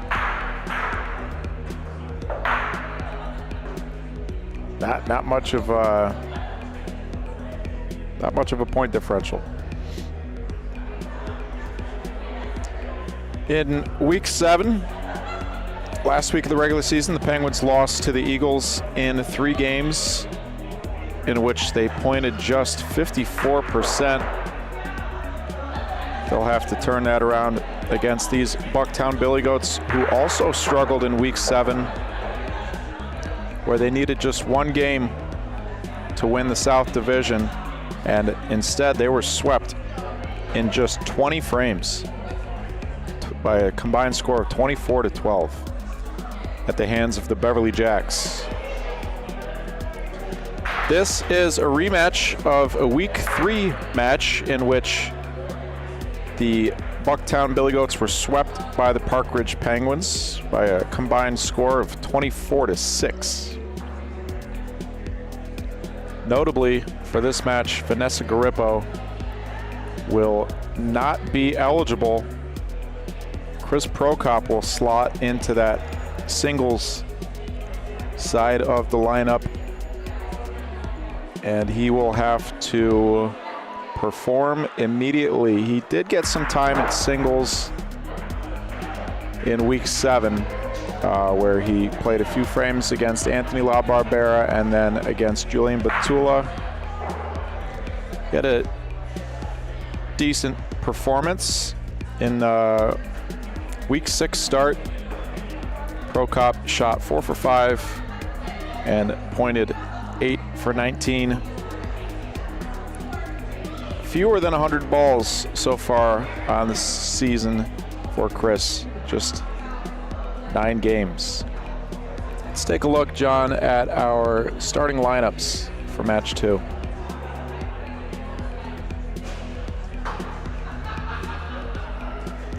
The energy for the Park Ridge Penguins, Mickey Narowski, the mitochondria of the team. 9 games for Mickey so far this season. Plus 21 point differential is good enough for 4th in the league. Coming into this match, rolling 23 for 39 on the season, 59%. Shooting 25 for 38, 66%. He enters the match on a 3-hit streak. He's got a long way to go to catch Tom Holloman. Joining him on the double side of the court for the Penguins, Mr. Dave Crone, rolling 73 for 130 on the season, 56%. He'll have to point better than that today if they want to make a run in these playoffs. Still, Dave has not taken a shot on the season.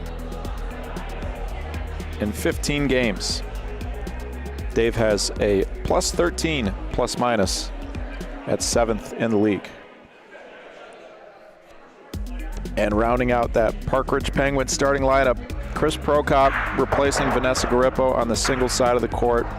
He's thrown 99 balls this season. 63 of them were rolls, 33 of them were shots, 44% rolling, 67% shooting in 9 games with a negative 6-point differential. He also enters the match with a 3-hit streak.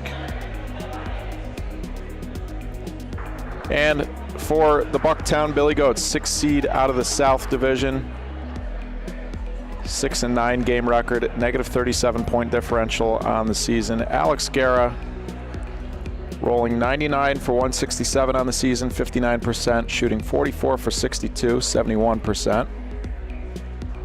In 15 games, Alex has a negative 6-point differential. His 71% shooting is good enough for 7th overall in the league. Billy Strippick rolling 61 for 99. Starting in the pointing position on the double side of the court today for the Goats. 62%, shooting 18 for 26, 69%. In 14 games, Billy has a negative 17-point differential, and he enters the match on a 3-hit streak. And rounding out our 6 starters for match 2, Andy Zimmerman, rolling 63 for 101 on the season, 62%, and shooting 51 for 73 at 70%. In 14 games, Andy has a negative 14-point differential, and his 70% shooting is 9th in the league. 2 top 10 shooters here for the Goats, and 2 top 7 point differentials in Mickey and Dave for the Penguins. On the bench, notably, for the Bucktown Billy Goats, Mario Dato, the only member of the Billy Goats with a positive point differential on the season at +2. And his 65% rolling on the season is 7th in the CBL. For the Penguins, their Week 7 loss to the Eagles, Dave Crone rolled 11 for 18. He'll have to improve upon that number, try and put the pressure on the Billy Goats shooter, Andy Zimmerman, on the double side. And as a team, you saw in the match preview, they're rolling 57%, shooting 62%. Vanessa Garippo out for the match, near the top on the team, and both those averages. Her 62% is 5 points better than the team's average 57 and in rolling, and her 64% shooting is 2 points better than the team average. Her +4 plus minus on the season is good enough for 11th in the league. They will be without her today. Bad day to be without Vanessa. Joining me in the booth. Oh. Hi, Jesse. I get it now. Hi, how are you? Get what? I didn't realize we were on camera. I'm back in now. How are you? Apple a day, Jesse. Apple a day. I was eating an apple over there. I'm good. We're going to get started with our next match in less than 20 minutes here. Great. Got any predictions for us? I actually forgot Vanessa was out today. So I think I would have said Penguins immediately, but I don't know. This is going to be a tight one. The story of these seasons, high energy teams, both of them. Real fluctuations at times for both teams. When things have started to slide, they've kind of fallen off a cliff. Yeah. And when they've hit cruising altitude, nothing has gotten in their way. Yeah. I'm open to see Alex in control today. Calm, collected. That's the kicker for the GOATs, in my opinion. It's whether or not Alex is controlled or in control of the game, I guess. And then Billy just pointing, staying focused. I'm excited to see Chris in singles for the Penguins. That'll be a big story here in this match. Chris Prokop versus Alex Guerra on the single side. Alex for the GOATs is really going to need to capitalize against this weakened Penguins lineup without their star, Vanessa Garippo. Yes, absolutely. I think it'll be good for Chris going against Alex. A lot of 10, 11, 12 years of ABC history between those two. So I'm seeing some memories of some big Monday night Chop Shop games coming back to me right now. Yeah, Chris, less experienced tournament player. He's thrown fewer than 100 balls in the CBL here. His stats have improved quite a bit over the course of the season, but a successful ABC career. For those who aren't familiar, you want to tell the folks what ABC is? So American Bocce Company is started here in Chicago, started as Wicker Park Bocce Company in 2014, I want to say. In 2016 became American Bocce Company. We're kind of where the club is where we started an event space. Alicia kind of turned this into one of the best wedding venues in the city. We also ran a lot of bocce events, all sorts of things like that. But our ABC's success really comes in bar leagues across the city. I think this upcoming season they're running 11 or 12 leagues over 5 days, 7 venues. Really incredible way to get people into the game. It's how I started 10 years ago, and then jumped into my ABC Open was my very first, 2021 was my very first tournament. Really? My very first out of the city tournament. So, and that's how we get a lot of our ABC players who are used to playing on our 30 feet courts to jump into this format of the game. And a huge reason why the sport has grown so much here in Chicago. It's a big part of it. You know, we have the Italian heritage clubs, Italian community centers, the Highwood Club, Mazzini, Elmwood Park. Yeah. A handful. I'm from New York, so I think you named about all of them pretty much. I'm sure there's others out there, but kind of different versions of the game merging, where historically, traditionally, a lot of this sport, bocce, one of the oldest sports in the world, for some of those who aren't aware, pretty simple game, big rock, little rock, that's how it started, and we haven't evolved much from there. Yeah. Traditionally passed down, brought to this country by Italian immigrants in the 20th century, and spread along industrial routes, along the industrial areas, you know, the Erie Canal in New York, then the Rust Belt, and kind of spread from there westward. And so in the past, in decades past, the game in large part has been kept alive by these Italian immigrants, the Italian community centers, and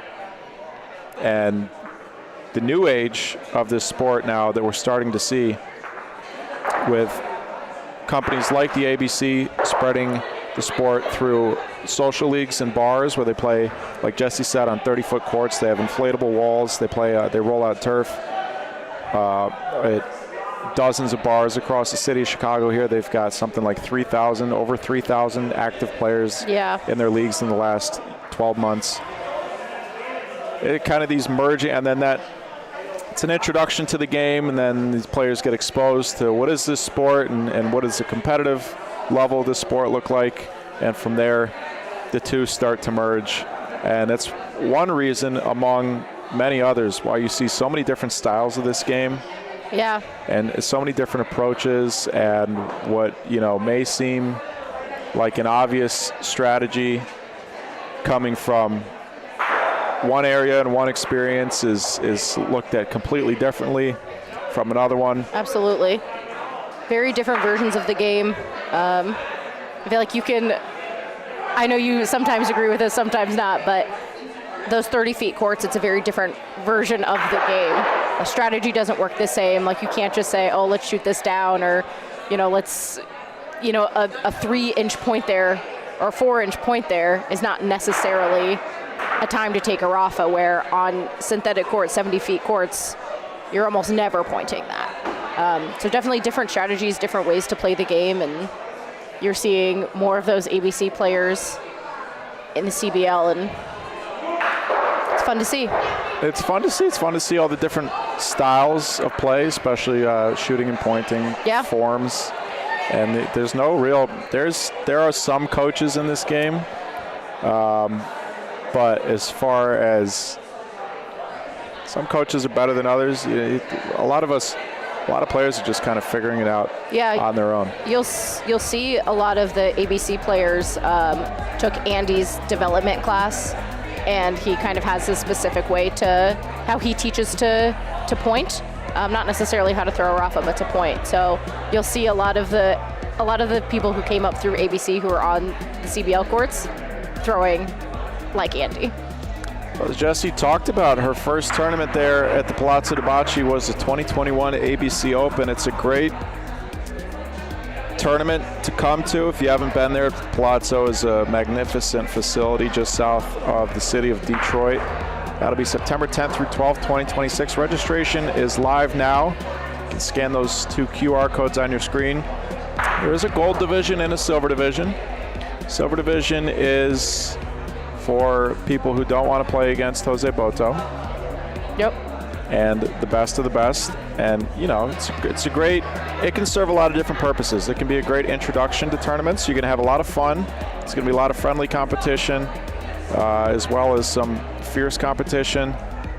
And you're guaranteed to play a lot of games. You're guaranteed to play something like 6 or 7 games. So you're not going to come out there and play 2 games and go home. Yeah. You're going to come out. It's going to be a party. You're going to make some new friends. You're going to have a great time. For sure. And for those who are prepared, come play in that gold division. Challenge yourself. What we like to call the national championships for what feels like the national championships for 4-person bocce. Great representation. We get a lot of the best teams from around the country on those beautiful 90-foot, 87-foot Coleone courts in Lake Orion, Michigan. So you can scan those QR codes or go to AmericanBocceCo.com to register for the 2026 ABC Open. ABC Open registration is live now. Vito, I don't think Log Cabin counts as, shout out to the Log Cabin, great place. I don't think that counts as an Italian heritage center. I also do not think so. Depends who's there. Shout out Vito in the chat, player manager for the Fulton Market Butchers, leading them to a South Division title.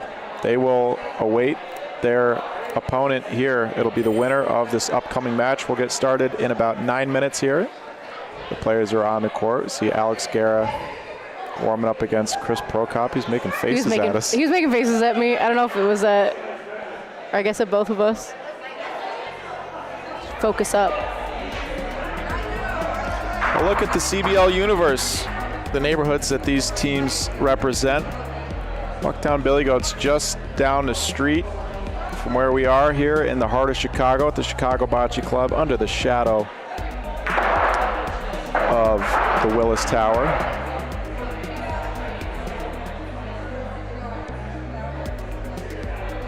And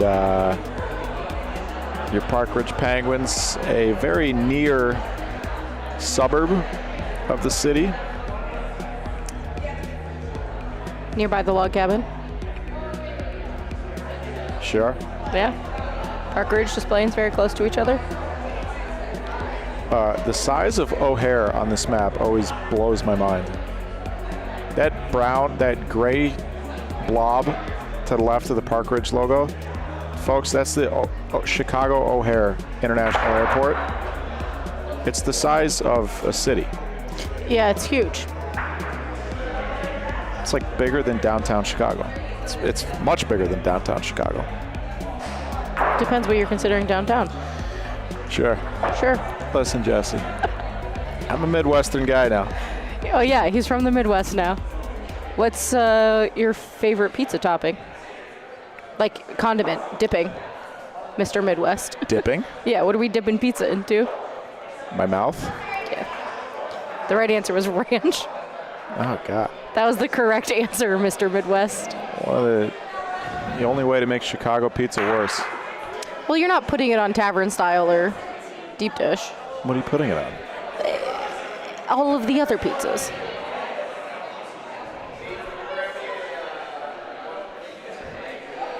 This is what I'm up against here in Chicago. I never pick the fight, but it always finds me. Folks, we're live every Monday at 6 Eastern, 5 Central, right here on BBN from Lorenzino's Bocce Club in Youngstown, Ohio. Shout out to everybody at Lorenzino's at the bar there. Dante, make me a mushroom burger. Ship it overnight, please. No cheese, thank you.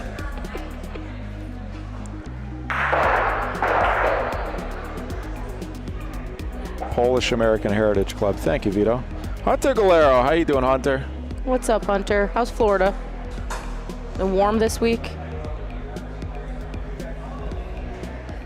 You know what? I hope it's not. I hope it's freezing, Hunter. I'm just kidding. All right, we got 5 more minutes, 6 more minutes until we start our match. The stands are starting to fill out. That outside room out there is full of spectators. They'll filter in here once they hear us stop talking. For sure. This is going to be a fun one. Winner moves on to play the Butchers on Wednesday. Little bonus bocce for you Wednesday at 7 o'clock Central. And folks, put it on your calendars. Set a reminder. Put it in your notes. Write it on your kid's forehead.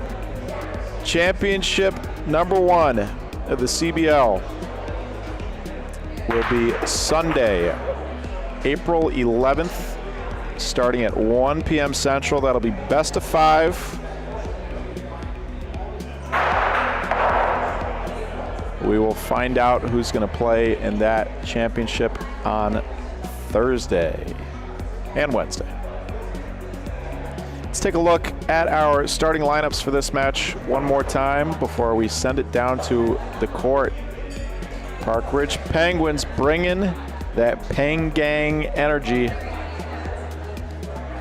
Mickey Narowski and Dave Crone on the double side. Mickey pointing 59, or shooting, starting shooting. We'll talk about his shooting numbers. Shooting 66%, 25 for 38 on the season in 9 games. Dave Crone, 73 for 130, good enough for 56% rolling. Chris Prokop, two-way player here, rolling 28 for 63. Not a great start to the season for him, but better as of recent.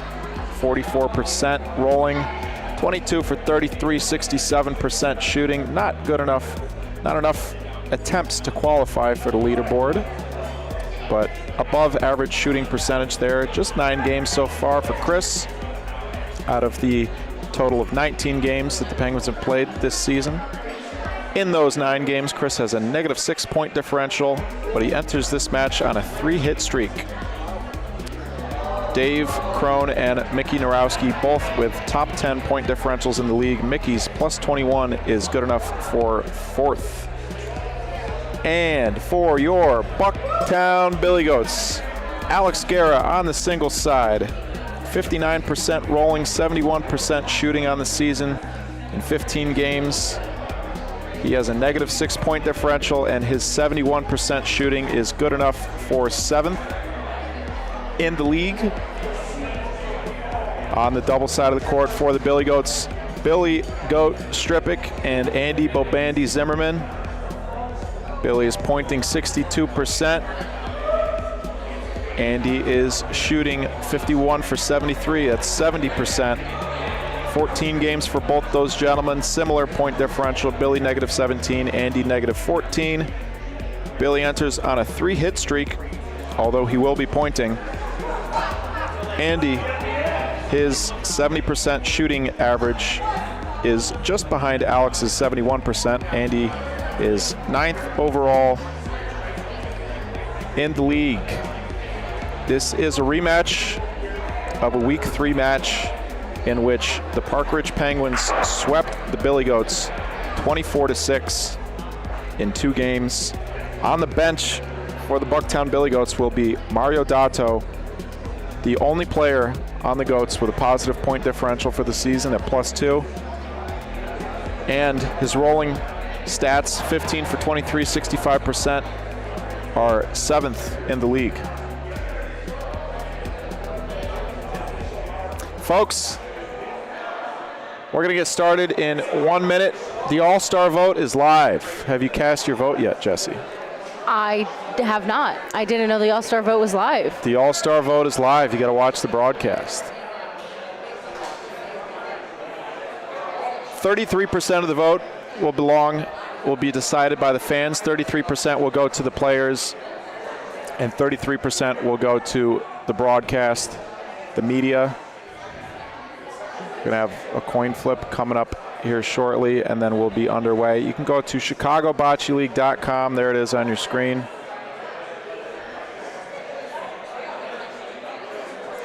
Scan the QR code.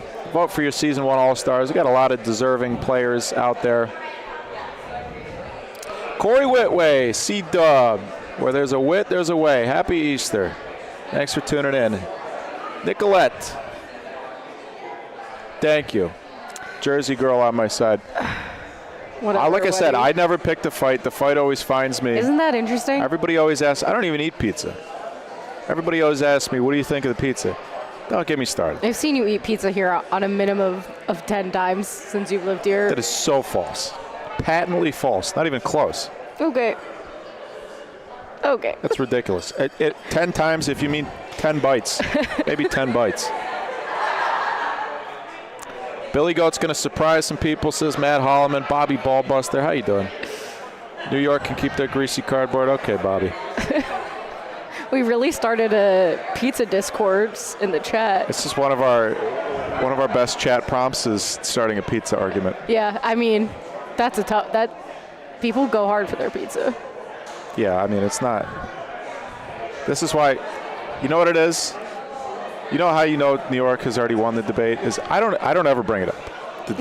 The Chicago people always come to me. That's a really good point, Mikey. That's fair. It's not worth debating. Fair enough. The Billy Goats, I just heard a Billy Goat chant. Yes. They are out of their huddle. The Penguins They're in the colony. are huddled up over there. I just saw them get off a FaceTime call with Vanessa, I assume. So they're ready. Murder, violence, friendship is their call to action. The Pang Gang is filling out the stands. The bleachers, all 3 rows are full. They're lining up on the fence.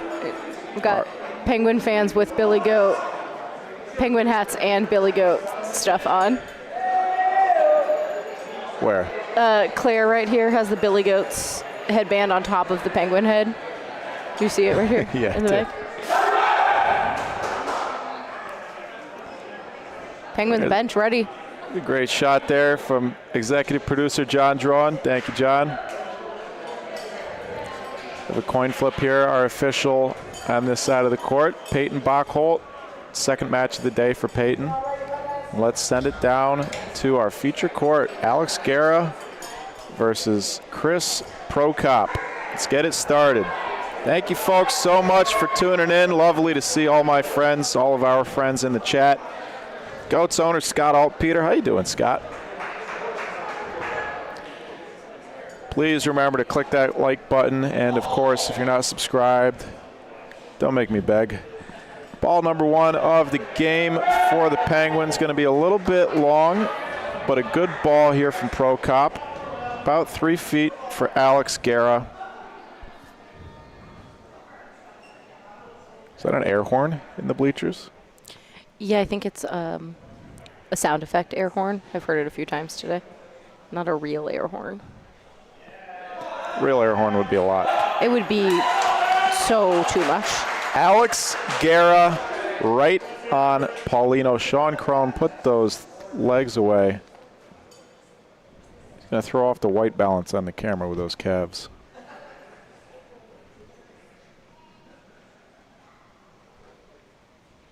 Nice calves here for Chris Prokop.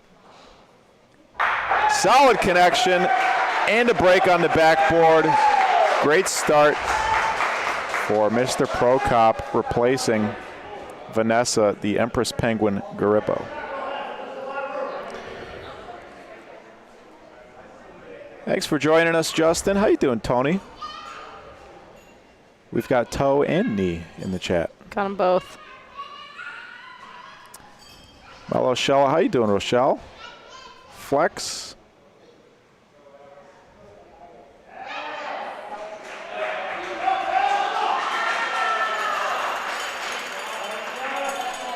Beautiful ball there from Alex Guerra. Sean Crone directing his fellow Penguin.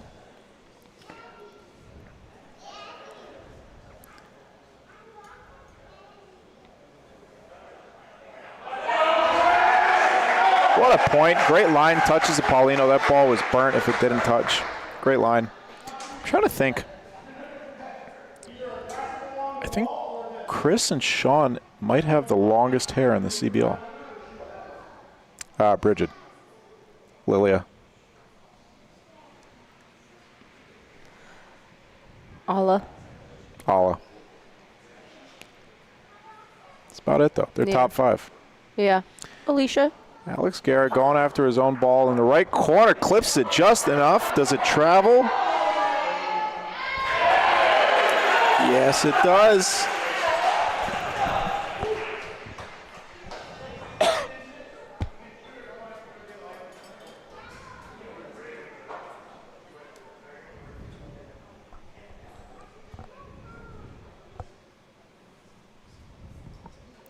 Got Vanessa in the chat as well.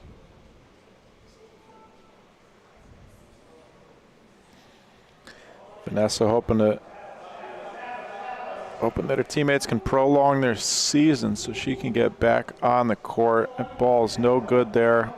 1 point sitting for the Bucktown Billy Goats. Last ball on the way.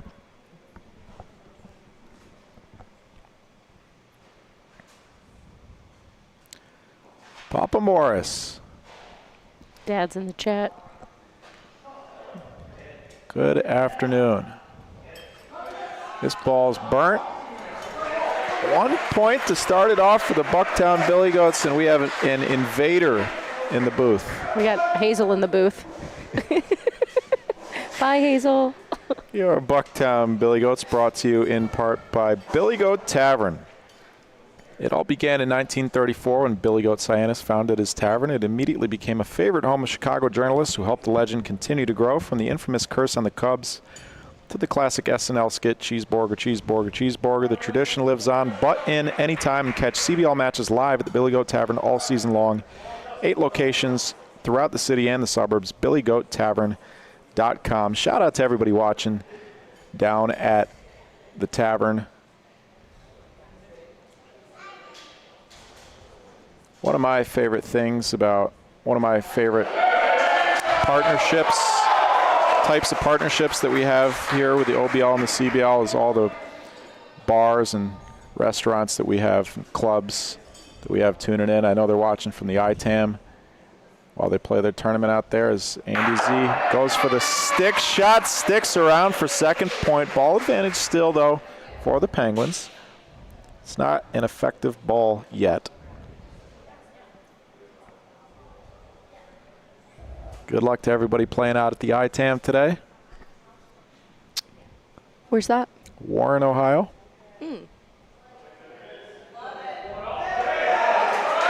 Dave Crone, great start, puts Paulino in play. Andy probably switches back to, actually maybe not, might just be going for the hit. No, he's going back, he's going underhand this time in case Paulino goes down to the back. Wants to bring his own ball down, hits it clean, brings the ball down to the backboard, and the Goats now own most of the backboard. First ball of the match for Mickey Narowski.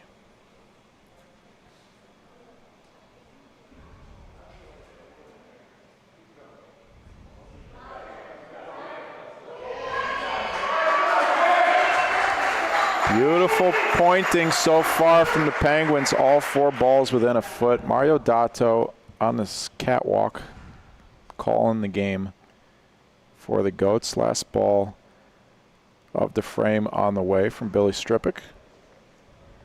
This ball is out towards the center of the court and way short.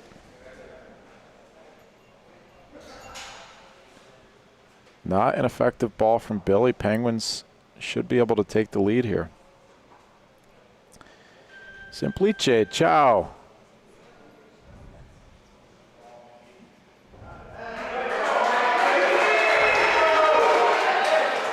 Somebody's going to have to Google Translate that for me, but grazie for tuning in. Sounds like Inglorious Bastards, right? Yeah. Your Park Ridge Penguins brought to you in part by J&M Tap. Shout out to all my friends at J&M Tap. Established in 1974 and proudly serving our thirsty patrons for over 51 years. I'm pretty thirsty. Full-service bars serving snacks, beer, wine, and liquor. Our draft beer taps constantly rotated to provide a variety of American and European beer selections.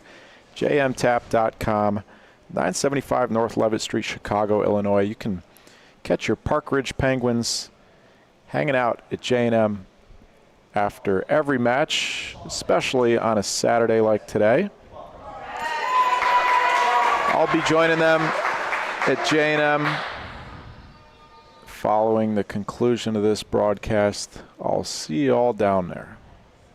If you like a nice, friendly, hole-in-the-wall bar with very nice people and bartenders that smile at you until they get to know you, then they call you names. But that's what you want out of a bartender. That's what it should be. All good friendships start out that way. Come on down to J&M Tap in Westtown.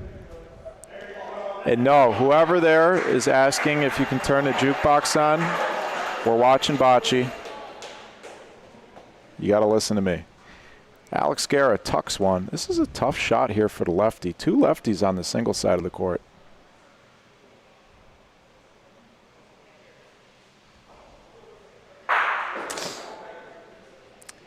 Wrong ball, but he sticks it. Interesting. Well, now with that ball in the back, he could favor Paulino. Could shoot again, favor Paulino. That's the call that I like here. 2 balls to 2. I do think that's what they're calling for.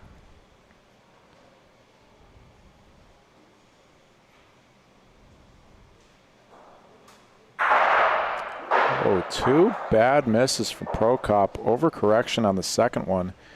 Billy Goats are going to be sitting point in the back, I believe.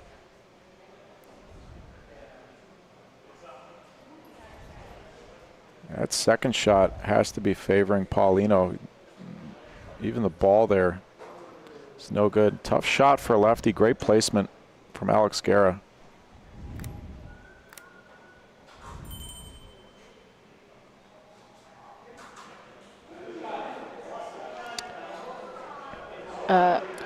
Goats are in. Alex will have 2 balls back and a chance possibly for 3 points here if he decides to shoot this last ball from the Penguins. Yes, Jesse. Someone in the chat was saying something about how it's hard to see the steel Polinos on the screen. They're expecting red Polinos. Those red Polinos are the ceramic Polinos that are used for PRV. But open bocce, we use these steel Polinos. So those are the Polinos we use for open bocce. That was it. Alex is just going to take 2, not going to shoot for 3. Against a team like the Penguins, you expect the Billy Goats to play a little bit more conservatively. Probably don't need to take as many chances as they would against a team like the Eagles, for example. Generally speaking, if you match up pretty evenly against a team, you don't really need to take a whole lot of big chances unless things are not going well. Your Bucktown Billy Goats brought to you in part by Chaos Brew Club, Chicago's home for passionate beer lovers and aspiring brewers, the only home brew club in the city with a dedicated brewing facility offering pro-level equipment, fermentation rooms for ales and lagers, and expert guidance for all skill levels. Whether you want to brew your own creations, learn the craft, or simply enjoy great beer with great people, Chaos is where Chicago brews together. ChaosBrewClub.org. Billy Strippick, great correction after a stinker of a last ball a couple frames ago.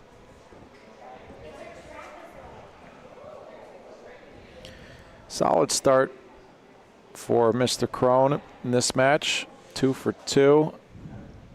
Very strange that the Penguins are pointing on this ball, but Dave loves this line in the center of the court.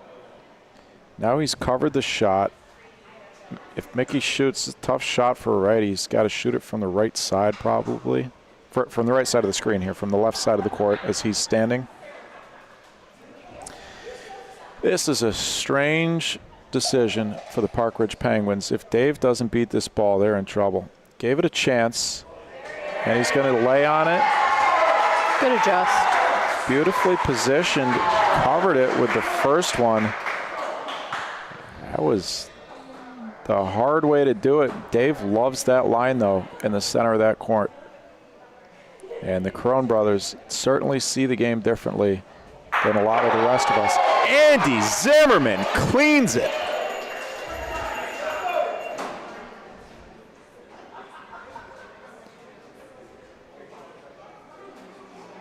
Three for 3 for Andy. Bob Galise, how you doing, Bob? Owner of the Wycliffe Barbarians, looking to repeat their Season 1 championship run in Ohio. Live on the BBN Mondays at 6 Eastern, 5 Central. Did Mickey beat that ball? Mickey's having a heck of a game so far. They've beaten it twice. Maybe that ball's a little bit longer than it looks on camera.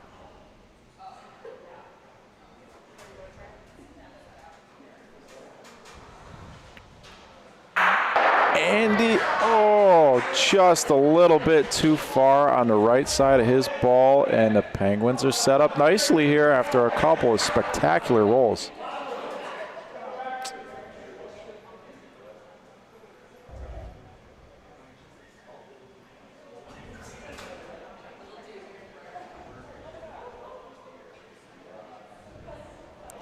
Last ball for the Goats from Billy's going to be just a little bit behind Paulino, a little over 2 feet out to the left.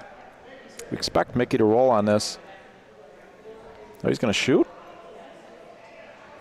This makes more sense to me. Let your shooter shoot in this spot. Hits it.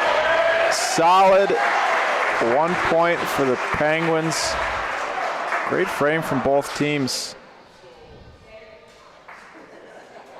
Having to play around that short ball up front.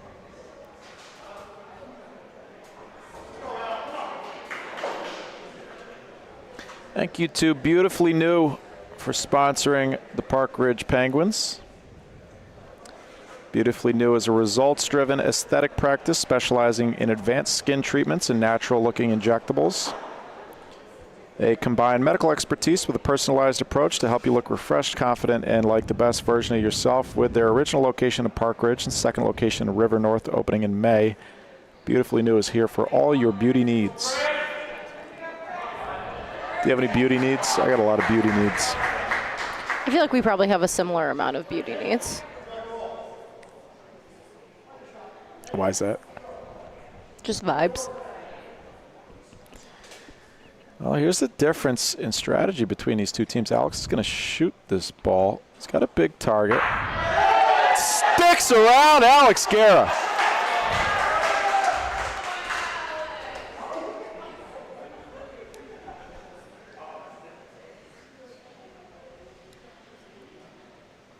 That's a tough shot for a lefty. Alex likes to put his right hand out as a counterbalance. That fence is, that's just, there's a few factors that come into play mentally as Pro Cop looks like he just sails this one past. Huge stick there from Alex.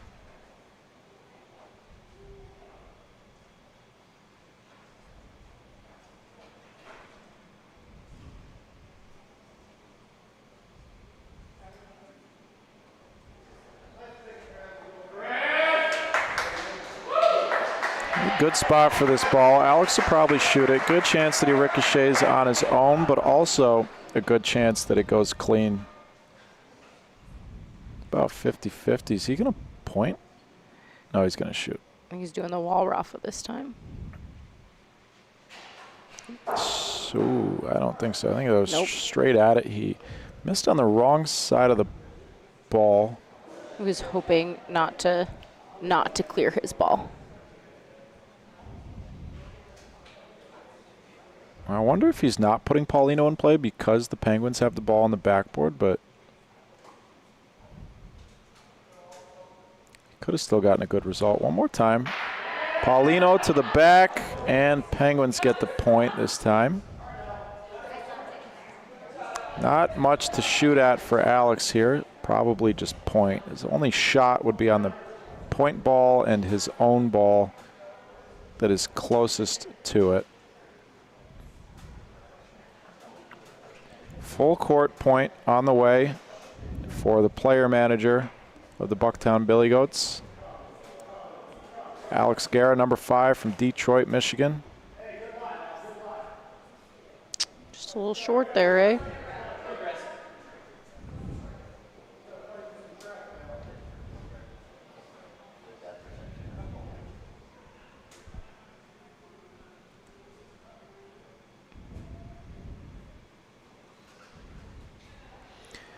Last ball of the frame, just has to stay inside. He catches the perfect line again, and 2 points for the Park Ridge Penguins. Back and forth battle so far this match.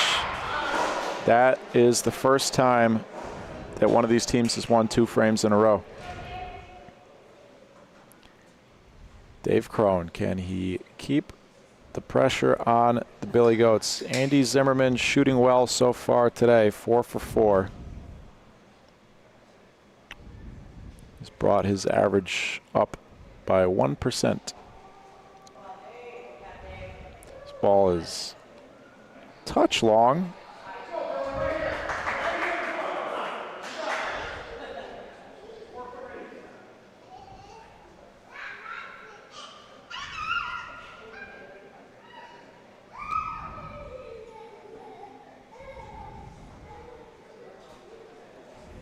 Open line for Billy Strippick. If the speed is good, he's going to love it.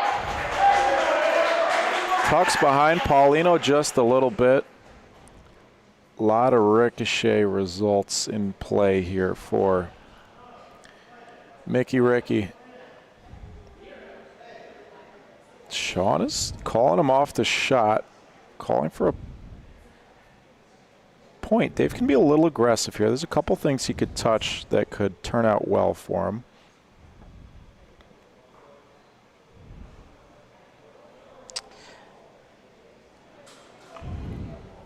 It's going to be a little bit short. Yeah, it couldn't be short there. Now Mickey can't shoot. Mickey's got to be a little aggressive himself here too. A short ball is no good on this third one. He's got to get to the wall. Little chip, possibly. And tightened things up. He's He's not in a terrible position to be a little aggressive here, but they could be in trouble. If Mickey makes the point here, the Billy Goats will shoot for sure. And depending on the result, they could get a huge frame. Whereas if Mickey doesn't beat the point here and just leaves it up front, the Billy Goats are in a tougher strategic position. Mickey's going to bump it for the point, but again, this makes it a much easier decision for the Bucktown Billy Goats to probably shoot the ball up front first. Andy could be going off the wall. He doesn't really have a great double target. He could be going for the closest ball, but that wouldn't make a ton of sense. I would expect this to be the front ball first. Off the wall, Paulino to the back. His ball's out of play, but made a ton of room. Do they have a point sitting up there now? No, I think it's Penguins.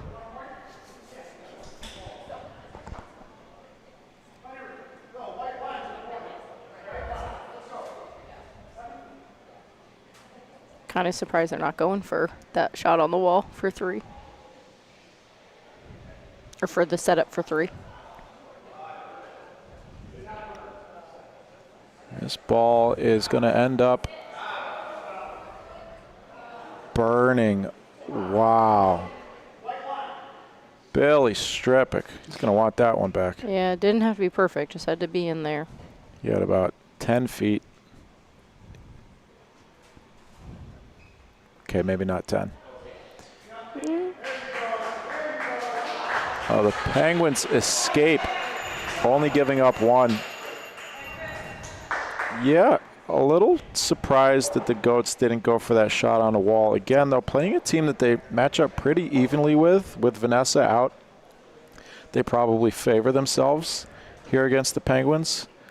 So going more with the approach maybe that we can just win frames and continue to win frames. We don't need to get crazy and go for the most aggressive shot every time. Sure.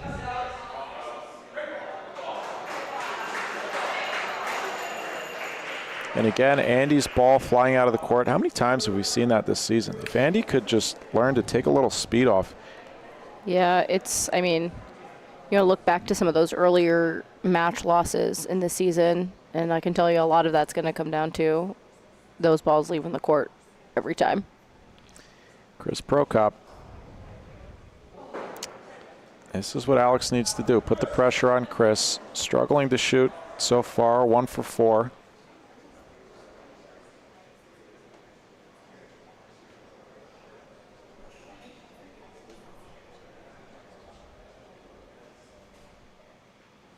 So far, Alex has won 2 out of 3 frames on the single side of the court. He's outscored Chris 3-2. Chris really held on to that for a little too long. Alex, 3 balls to 1 here.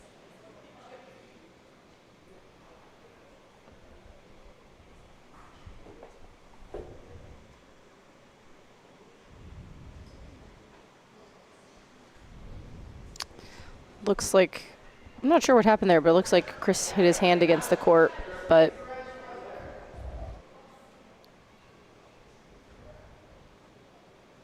He scrape his knuckle on the point. I think the tip of his finger.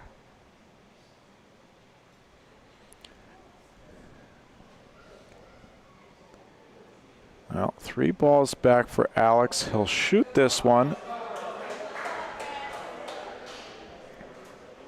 And if he sticks around within about 6 feet, it's going to be a 4-point frame.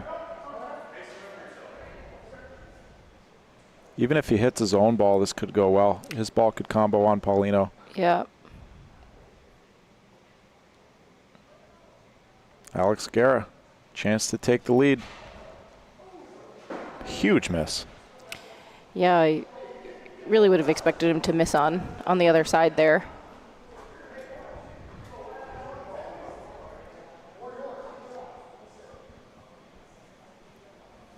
Choosing just a point now.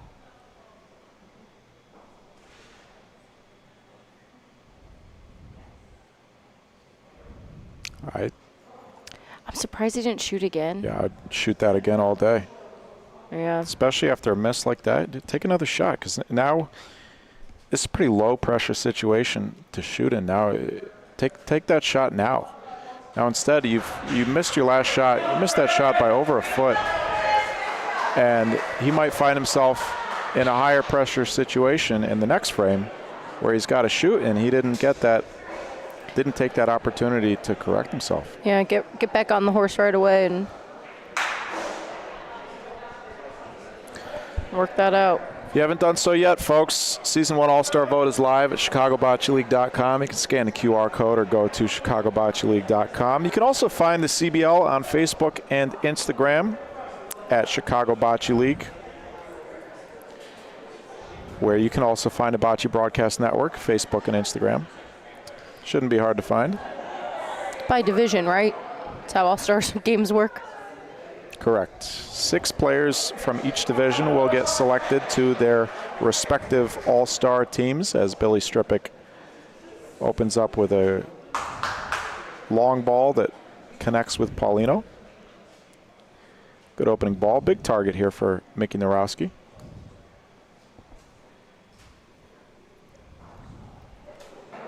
Ooh, big miss. Narrow. It's a curious angle that he shot that from. It looked like he had room to go between from that angle.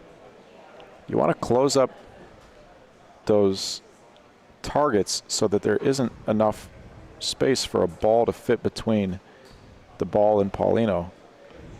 Dave Crone, chance to steal the point. Looks like it's wanted to leak left, but stayed perfectly, sits on top of that ball. That's a huge, huge ball for Dave Crone. Potential good break here for Andy if he's able to chip the left side of Paulino and bring their own ball down, but it doesn't look like that's what he's going for. It looks like he's going just, ooh, okay, maybe it was. From that angle, looked like he's going just point ball, but I think he's just opening up his target. He's opening up his target even more now. Paulino is still good. 2-2, ball advantage for the Penguins. Underhand doesn't get Paulino, and now the Goats are in a lot of trouble. You can see it on Rio's face there on that bounce. Huge ball from Dave Crone. Yeah, incredible pointing from Dave today.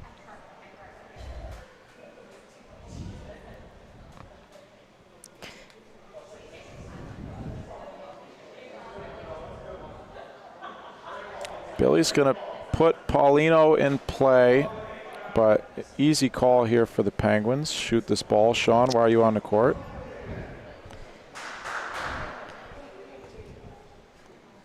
Just going to point 3 in. They only have 2 balls left. Point 2 in. They could shoot. Mickey's got 30 feet to stick it for 4. Or for 3, rather. No. I can't count. How many balls have they thrown? I think there's one on the back on the yeah, rack back Paulino there. would have been good too. Yeah, I'll try and take 2 here.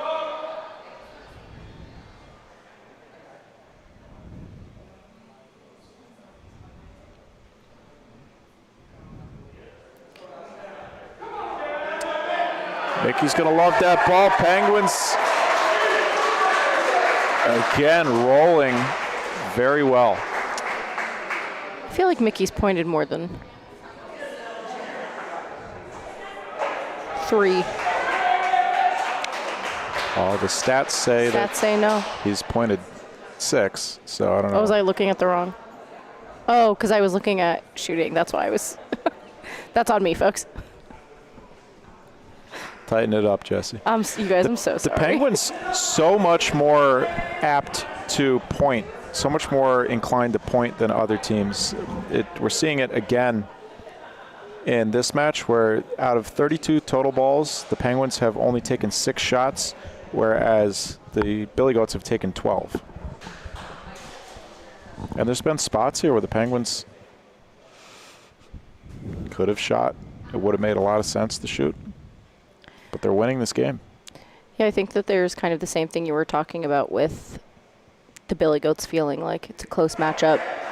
Don't necessarily need to take the big hits. I think there have been a couple of moments where I was also a little surprised they didn't shoot, but I feel like mostly there's been there's the Goats have left there plenty of room to point.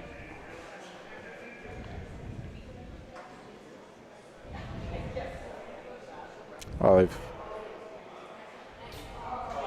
Kind of surprised Chris put the Polino there. He didn't put the Polino there? He burned it. He burned it. Okay, so I know exactly why Alex put the Polino there. Chris really struggling with that line pointing. Chris is going to hope to move Paulino with this shot. Gets the ball clean. It's like 2. Alex will try and just beat it again. 2 for 5 now for Pro Cup. Alex Guerra shooting 3 for 5. Andy on the other side of the court, 6 for 7 for the Billy Goats, 9 for 12 as a team shooting so far this match. Alex Guerra beats the point again.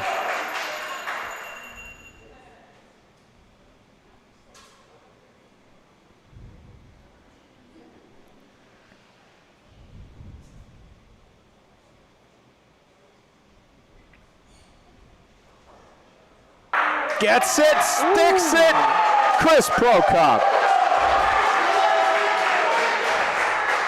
Good shot for Chris.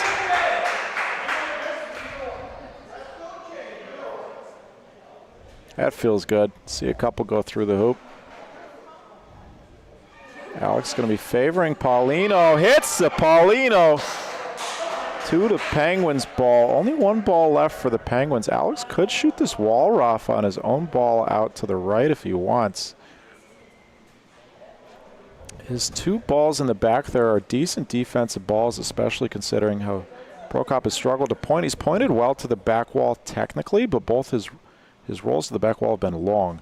He's just touched balls on his way back to avoid burning. Alex, oh, just narrowly sneaks around the front Penguins ball.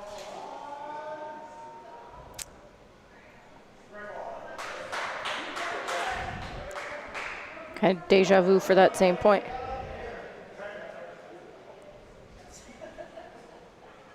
This is where he got the second point on that last frame.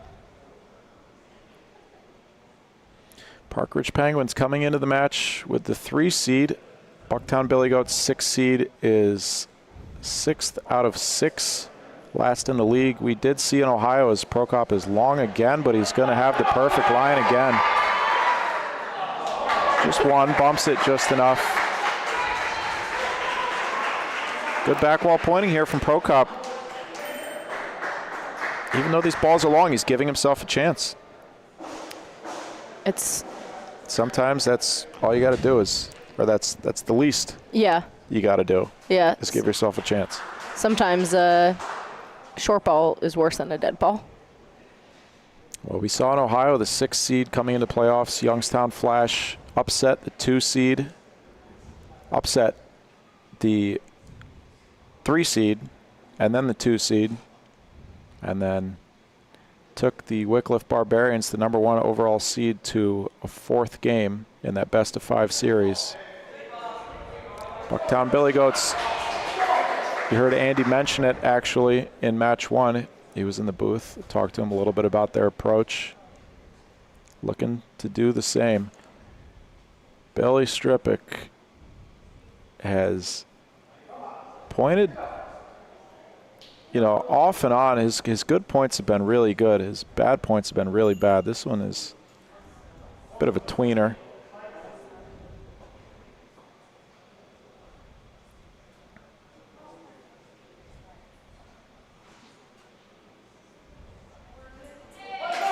Ball's in. Another interesting spot here for the Penguins. We expect them to point. Talk about bullets in the chamber. Dave is somebody that's going to roll. You're going to want him to roll every single ball. So if there's a 50-50 ball, have Dave roll on it. Because Dave has thrown, came into this with 130, now he's thrown 140 balls on the season. He has not taken a single shot yet.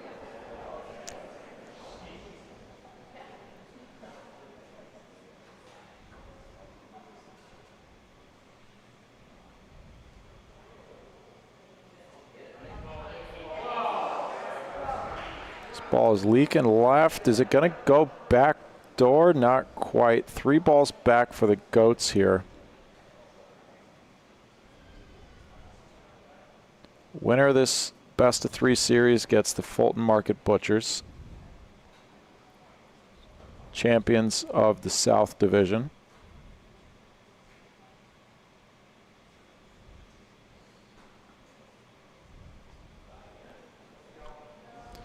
Ball looks better from Mickey. Is he going to hide it? Yeah, pretty well hidden. Andy's probably got a half a ball straight up down this right wall, or he can shoot off the wall. Looks like he's going straight up. He's got about a half, maybe 3/4 of a ball here. Not an easy shot with that wall right in your face. Underhand. Wrong ball. A miss there has to be on the left side. You got to clear that front ball and open up the line for yourself. Didn't do so. He's going to shoot off the wall now, it looks like. Or maybe Paulino. Stick shot off the wall, way late on the wall. Kind of tough to judge these walls sometimes. Beautiful, solid maple walls, stained maple here at the Chicago Bocce Club. Billy Strippick now has to shoot again around that front ball. Both of Andy's shots should have put front ball in play, or should have both been off the wall. Billy Strippick cleans it for the Goats. Kid's a shooter. Billy's 69% shooting average is real nice coming into this match, but starting in the pointing position. Big difference there between 8-6 and 9-5. Absolutely. This feels much more manageable for the Billy Goats than the being down 9-5.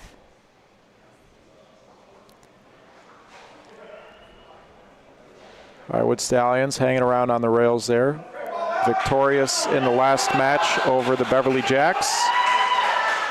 They will face the Elmwood Park Eagles on Thursday. We'll be live 4 days this week. Monday from Ohio, Wednesday, Thursday, Saturday from Chicago. We'll crown a champion next Saturday. Chris Prokop.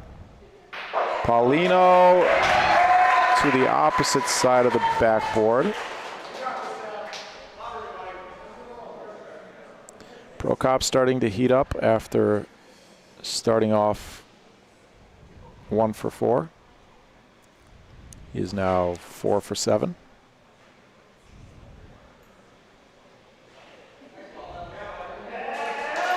Alex Guerra on Paulino again.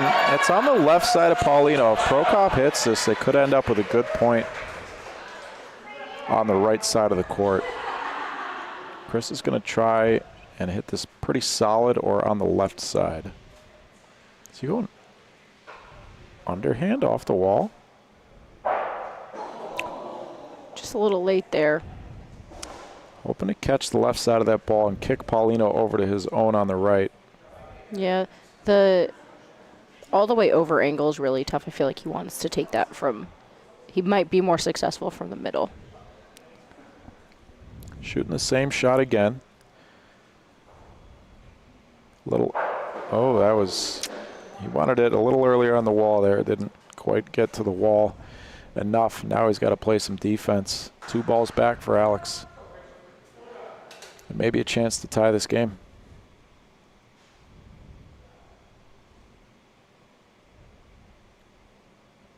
It's been a back and forth game on the single side on both sides. 3 frames to 2 for Alex. This will most likely make it 4 frames to 2. On the double side, 3 games to 2 for the Penguins. Pretty even splits.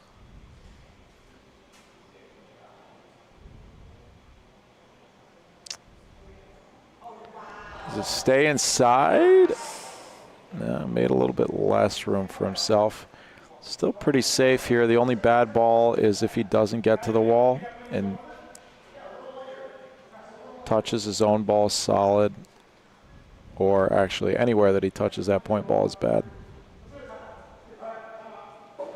First time out of the match here for the Bucktown Billy Goats. I'm not sure that I'm not sure that there's a consideration for anything here other than pointing and just being gentle and maybe coming out towards your own ball. You might like coming out on your own ball on the right. If you chip it on either side, you can make a second point. It's pretty safe. Yeah, I'm trying to. Do you remember where on the court he took his first point from? Or the one just before this? Is it middle? I don't understand your question.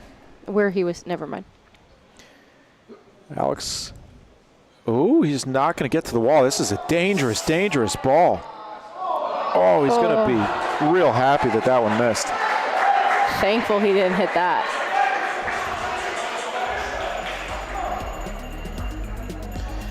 A look at your rolling leaders. Speaking of great rolling, #1 in the league.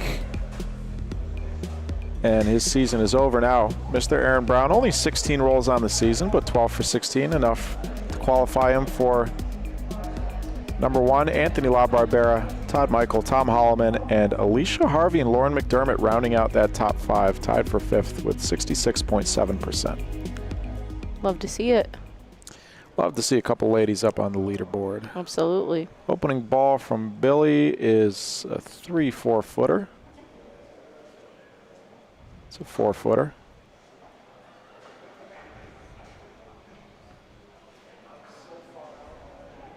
This is a Penguins team that the recipe seems fairly simple. Make them shoot. Dave hasn't taken a single shot this season.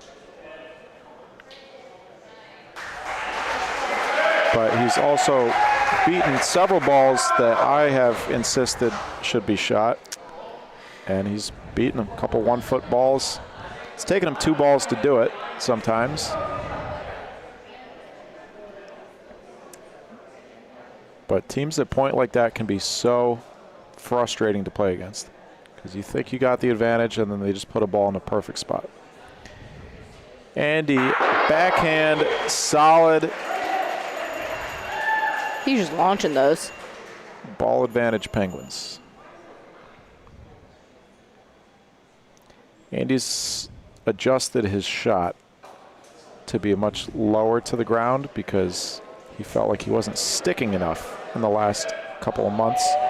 Little chip in a chair for the Penguins. That ball was gone if it didn't touch. Opened up the line for Billy. See if Billy can add a foot or two to his previous ball. Folks, thank you so much as we creep up past 200 devices here for tuning in. You're watching Season 1 playoffs, quarterfinal match here between the Bucktown Billy Goats and the Park Ridge Penguins. Park Ridge Penguins coming into this with the 3 seed, Bucktown with the 6 seed. Looking to pull off the upset. If you're not subscribed to the BBN, please subscribe. Please click the like button too if you haven't done so yet today. Over 200 devices. I only see 70 likes on the board. That won't keep the lights on here, folks.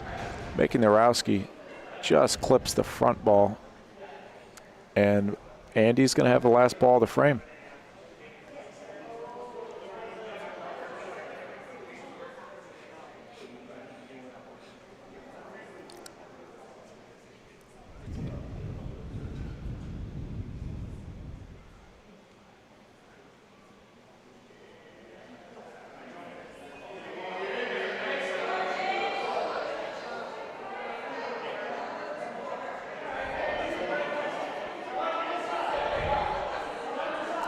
And Mickey's one of the only players that's tall enough to that he's not allowed to cross half court, but he can still block the balls.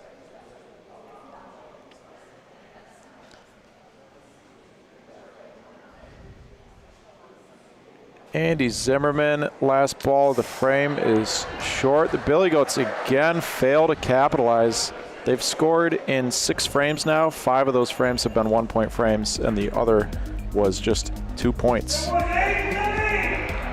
But their shooting has been better than the Park Ridge Penguins.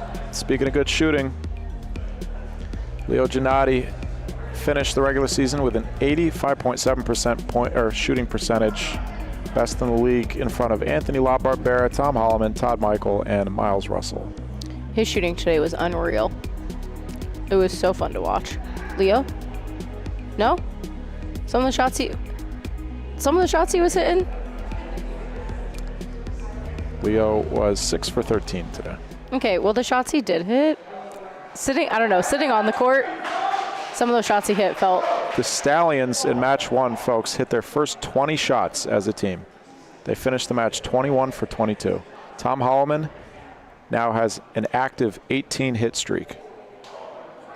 And how about this crowd here at the CBC? We've seen it all season, and it has only grown, and it's not even open to the public. This is members only and guests of members. Well over 1,000 in attendance this season. In season 1 of the Chicago Bocce League, as Alex Guerra cleans a ball, brings his own to the backboard. Penguins own the backboard, but Prokop is forced to point again. Curious decision by Alex to switch up spot with the Paulino after Chris really struggled on that left side of the court. Another good ball here from Chris Prokop, puts it right on Paulino. A little bit of separation. Alex, underhand. Paulino to the Penguins. 2 balls back, Chris Prokop. Alex can roll aggressively here. His front ball's in a good spot. Even if he burns this ball, it's fine. He's got a good defensive ball there. He'll use the Rondina, I would imagine, come out, give himself a chance at touching either his ball. He's going straight at it. I don't understand this line. Give himself a chance at touching his ball or the Penguins' ball in the back. He's going aggressive here just to sneak around and try and win this frame. Alex Guerra, what a ball. That's the aggressive call. Not playing it safe at all. Going for the point, 75 feet down the court. If that ball touches the backboard, it's out of play. He stops it just inches short. The level of finesse and touch that takes is high. It's a high level.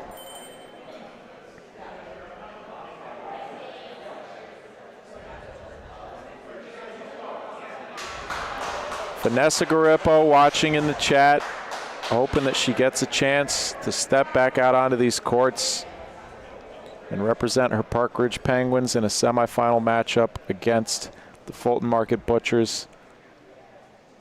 They're going to have to get through the 6th seed Billy Goats first. 2 balls back here for Chris Prokop. This ball is aggressive. Does he move? Paulino. He's got to have a similar role. He's got to touch something. He's got to correct and be earlier on the wall. You want to have the same speed. This is the tricky part. You got to have the same speed and be earlier on the wall. If you have different speed, it's going to come out a different amount. You could end up selling a second point. He's going straight at it this time. Yeah. Little chip on the left side of his own ball could work. Oh, he just misses. Alex Guerra, what a point. Puts it 2 inches from Paulino all the way down the court. And the Billy Goats take the lead. Really impressive point there from Alex. Incredible. I thought he was going to go safe and try and go up the Rondina side and come down. He's got 2 balls to touch. Yeah, I think for Alex there, going around that way was the possibility that he could have hit his own up. That was an option.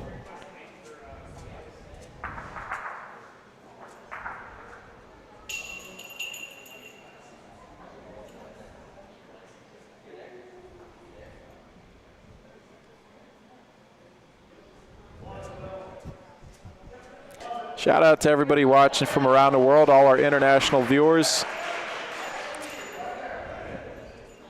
especially in France. Our friends out in France, bienvenue. What else you got in French?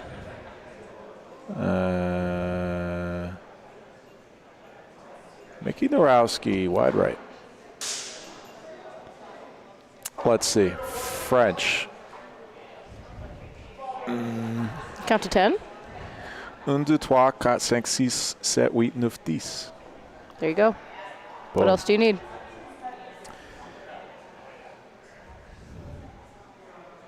Well, the Penguins have tried this over and over again. Eventually, it's going to stop working. This ball's right on Paulino.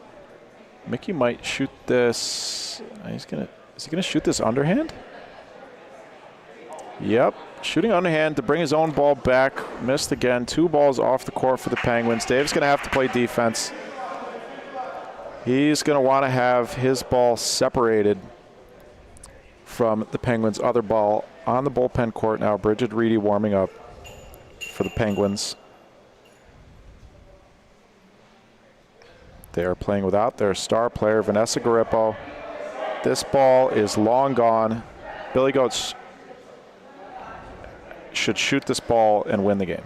Yep. There's no reason not to take one at that and then point into 15 feet. 15. 20? 20? 10? I'm both sides. There's 6 feet. I'm doing math on both sides. Okay, we're talking circles. I was talking diameter. circles, diameters. Oh, look at Bridget Bullpen. Bridget Reedy. Bridget Bullpen. Warming up Bullpen Bridget. on a bullpen. Bullpen cam brought to you by executive producer John Drawn. Why is he shooting this underhand? I just felt more confident underhand, I guess. Yeah. I mean, they've got 2 balls back, so. That'll do it for the Billy Goats. You know what? I called this last Vito week. did it. A ball that Vito had, by your math, 30, 35 feet to point in. 48 feet.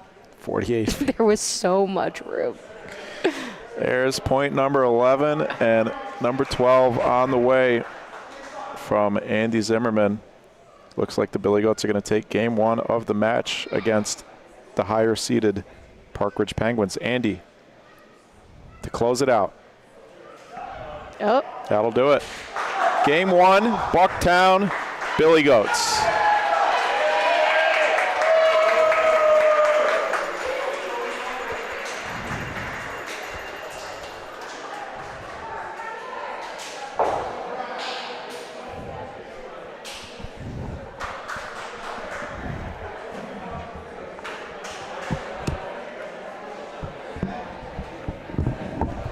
Where are you going?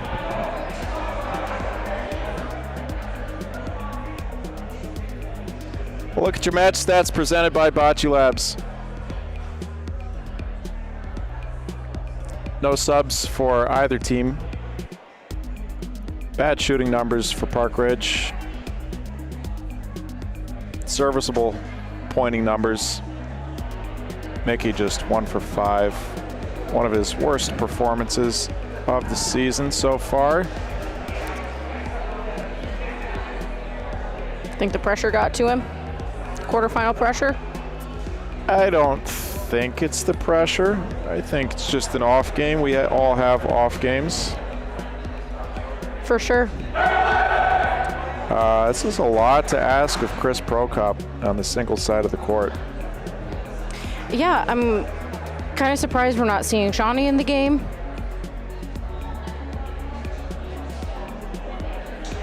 Maybe just doesn't feel like he's had enough roles on the court to step in. Who knows? I never pretend to understand what the Crone brothers are thinking. Yeah, the inner workings of the Crone mind is not for the weak. I thought you were going to go for the SpongeBob quote there. Oh, shoot, I don't know what that is. The inner machinations of my mind are an enigma. Patrick Starr. That's crazy to hear from Patrick. Bucktown Billy Goats, 15 for 20 shooting, 6 for 8 for Alex, 8 for 11 for Andy, and a huge shot to win that frame for Billy Strippick. Outside of that one frame, Andy was 9 for, no, that math doesn't work. 7 for 9. No. Do you need help? Yes. I don't know. 8 for 9. 8 for. Yes. Outside of that one frame, Andy was 8 for 9. All right. 14 frame game. It was a barn burner. It was real back and forth. Bucktown won the last 5 frames of the match, but in the 5, 7, 9 frames that Bucktown won, all but 2 of them were 1-point frames. And they had a lot of opportunities to score multiples. They really did. They left a lot of points on the board. They won that one the hard way, 9 frames to 5. Score was 8-12. Park Ridge will have to win game 2 to force a game 3 to keep their season alive. Sorry, I didn't mean to cut you off. Dude, what were you going to say? Do we see Bridget Reedy coming into the game? That's what I was going to ask. Looks like it.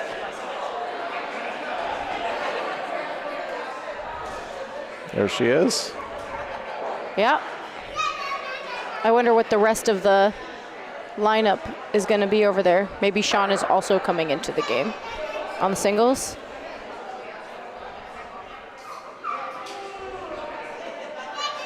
Huh. Not sure. Get up. There we go.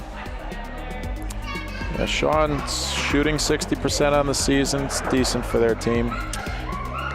Bridget pointing 54%, also okay for their team. Yeah, I feel like Sean's had a lot of games where he's come in at the very end of the game and just hasn't been warmed up and kind of saw those stats take a hit. So I feel like this is a better move of giving him more time to warm up, to get into a rhythm. I don't know if they're keeping Chris in the singles. I mean, if so, a little confused why he's not out there rolling balls. Maybe just needs a mental break. Yeah. Not a great first match. I would expect Sean to go into singles and maybe pull Chris back into just shooting. I don't know. Curious. Winner of this plays Fulton Market Butchers on Wednesday at 7 p.m. Central. That'll be right here on the BBN. For more information and to join the email list and all that good stuff, read all the news, transactions, updates, the match previews, the match summaries, all that good stuff, you can go to ChicagoBocceLeague.com, where you will also find the All-Star vote.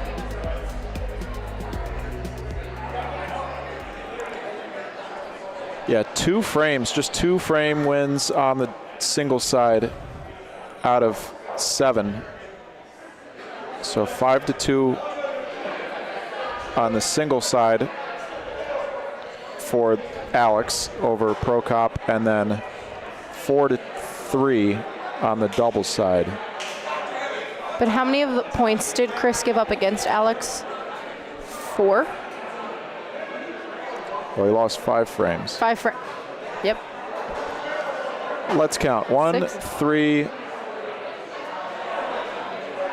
7. 7. Gave up 7 on the single So side. kept him to 1 mostly. Yeah, Alex had a couple chances to score more. Alex, For sure. that one frame is huge. Yeah. To roll that, tuck that ball around, 2-inch point, and So it could be something to say without Vanessa here. Just hold Alex to 1 and kind of focus on getting points on that double side. I don't know. Sure. I don't know. I don't know if Chris is going back in or not. Yeah, well, Chris only gave up 1 frame that was more than 1. Sure, right. So. And he actually scored a 2-point frame. So Yeah. did his job, doing his job down here. But this depleted lineup for the Penguins just has to find some advantage. Yeah, they really do. Maybe this Bridget Sean duo will mess with Billy and Andy, and they'll get some points. Well, you know what I think this is in part, too? I think this is a Bridget-Billy dynamic. Bridget and Billy are boyfriend-girlfriend. This might be a mental game from the Crone brothers to put Bridget in next to Billy. I don't know. I wouldn't. I think 100%. I think that's absolutely what this is. With their season on the line, they'll do anything. Sure. I was just saying I to don't the think next it's going to affect either one of them. We'll see. They're both professionals.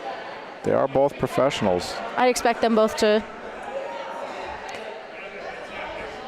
not let that affect them in any way.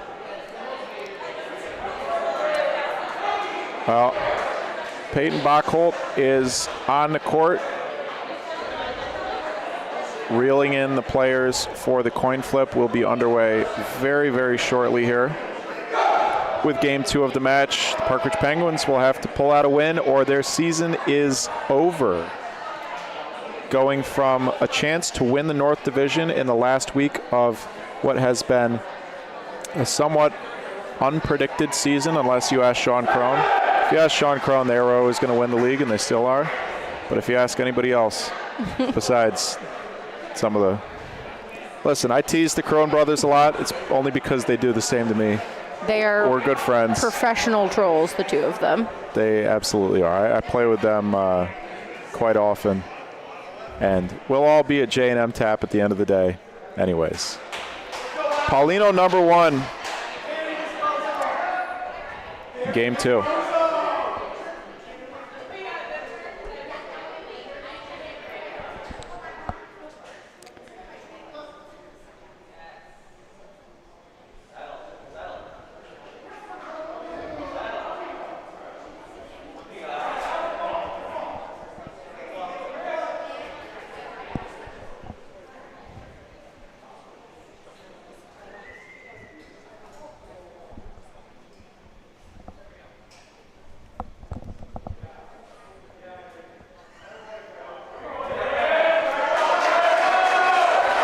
Ball from Chris there. Make Alex think here whether we're shooting or going for the point. Deciding to point in here. Got about 9-10 inches there.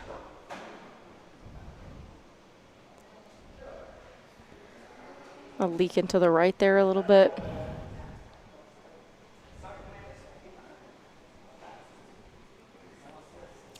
Little switch on the line here.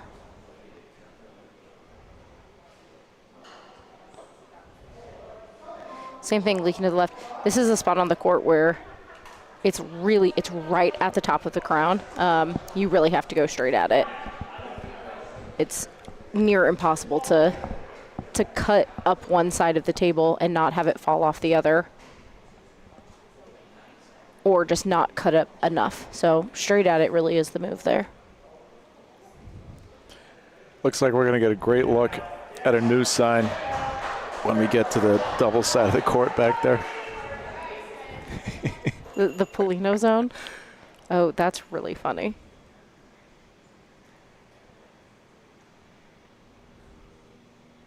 Chris Prokop. Clean! 3 balls back for the Penguins. Chris Prokop makes some room. 1 point sitting there. 2 balls to point it in. And Prokop so far more than exceeding his expectations in this match.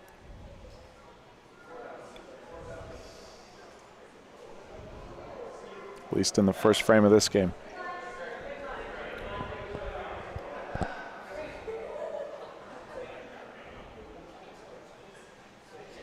Overshot that just a little.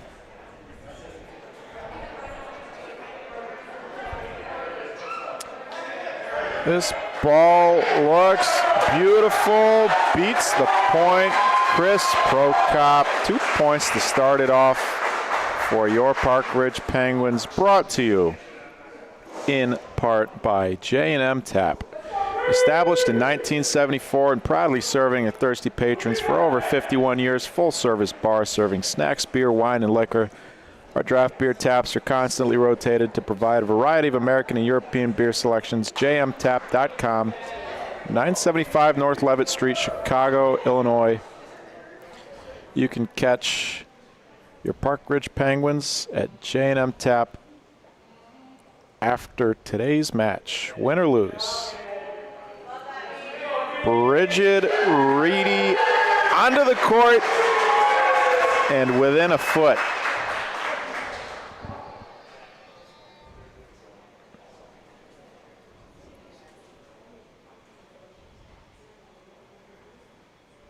Andy Zimmerman, backhand. Paulino goes to the Goats. Great hit.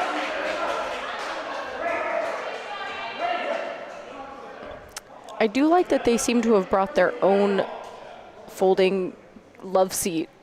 Look at that. They got the whole family in the seat back there.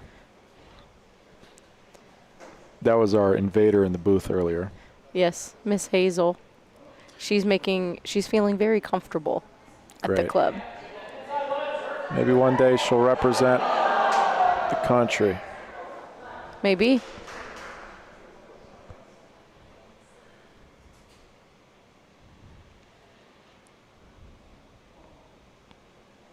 Future CBL superstar Hazel.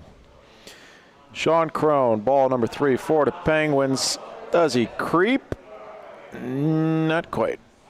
Good defense.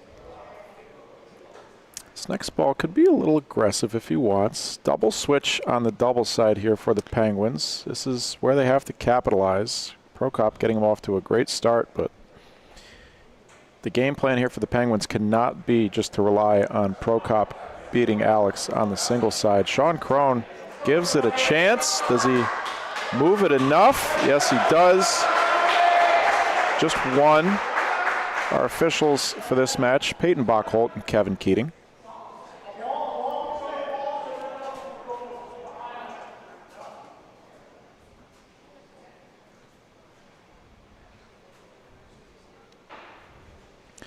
Andy Zimmerman softly on the Rondina. Little chip. Perfectly. Gorgeous shot.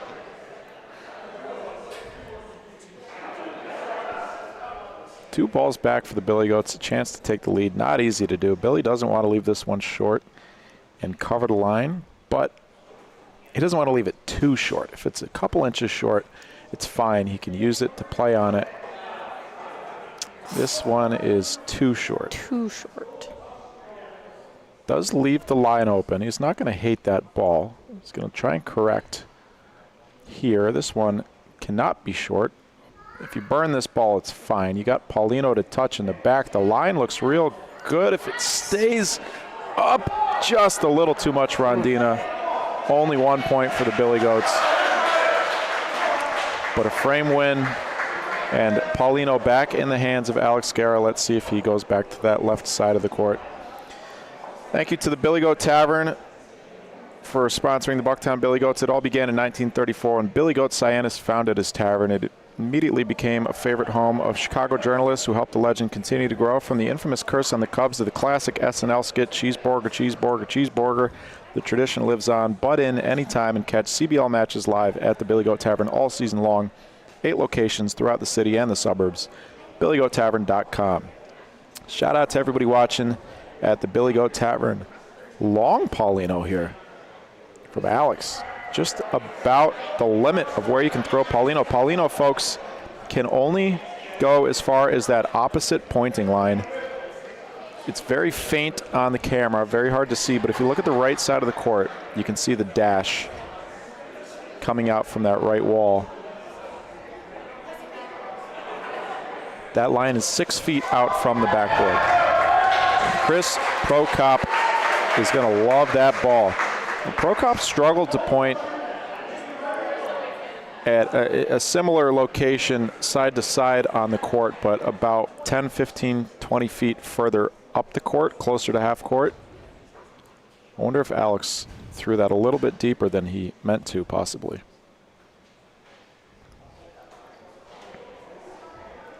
Ball is going to be a little wide right, it looks like. 3-1 here for Pro Cop after putting up a 2 spot in the first frame.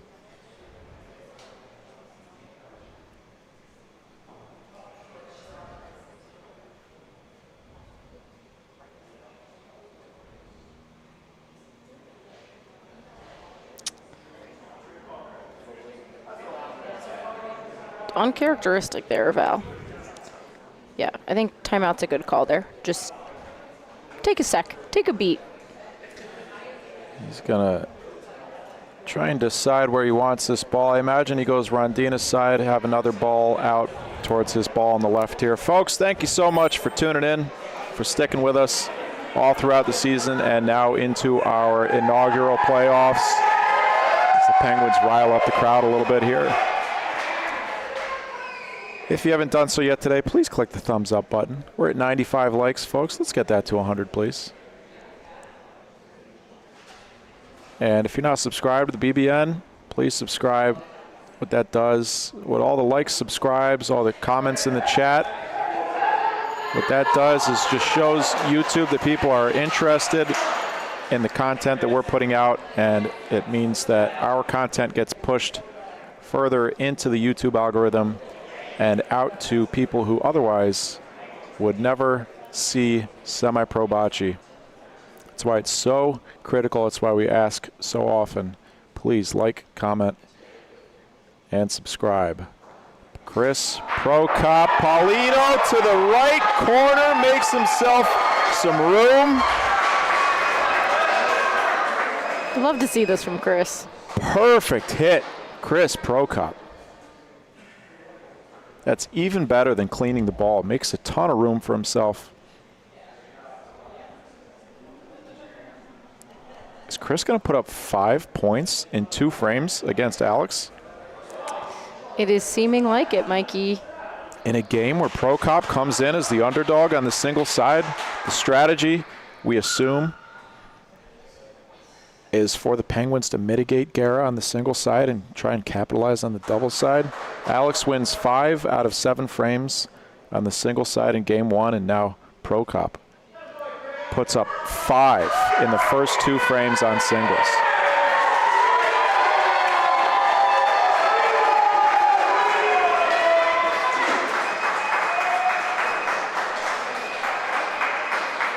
At Montucky Fan Section mural, sponsored by Montucky Cold Snacks, painted by Mark Z and Mexico. Shout out to Mark Z and Mexico. You can find their art on their Instagram pages.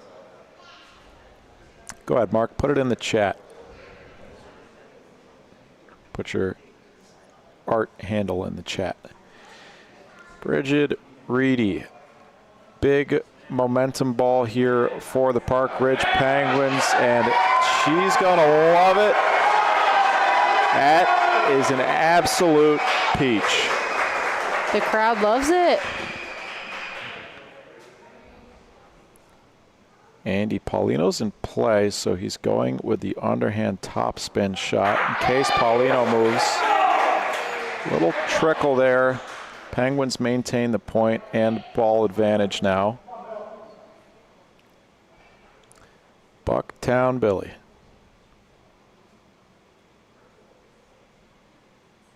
He's capable of going on streaks of playing incredibly, pointing incredibly. It's been a couple weeks since we've seen that from him. Let's see if they can find their form on this double side. Long shot here for the lefty.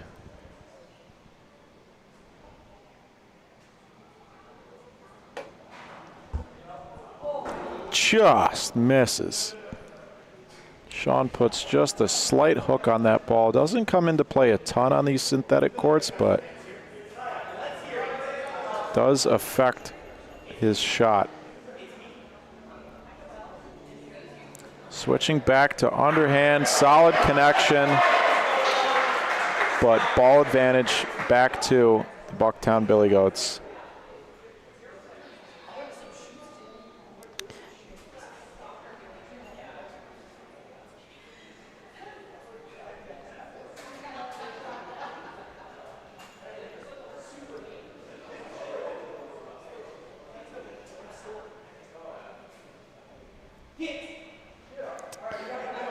Really, it feels like Billy's having a tough time just doing the same thing twice on these points. You're a pointer. That can Yeah. be. How difficult is that to do the same thing twice all the time? Oh, it's just a mental thing. It's just a head game at that point. You're talking to yourself like, you just did this, do it again. Everyone else is expecting you to do the same thing again. It's a tough spot, but I also think Billy's a shooter. Right, he's pointing really well. Either he's in, but I feel like by trade, Billy's a shooter. So a little less experience to fall back on. And he cleans another ball. And the Billy Goats are going to score. 2 1-point frames. 2 frames for each team so far, but the Penguins putting up the big numbers. And Bridget so far outpointing her boyfriend.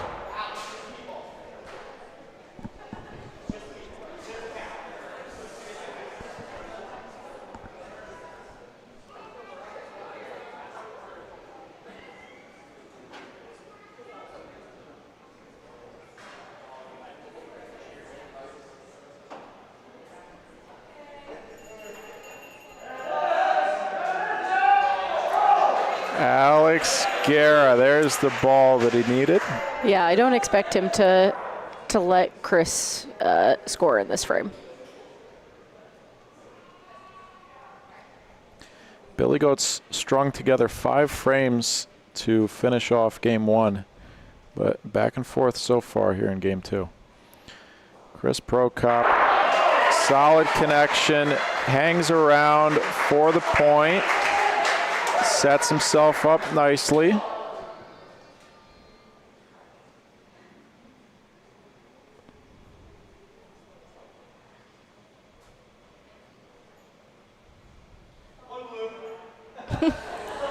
Really helpful from Scotty to be calling that ball in. Thank goodness he's here.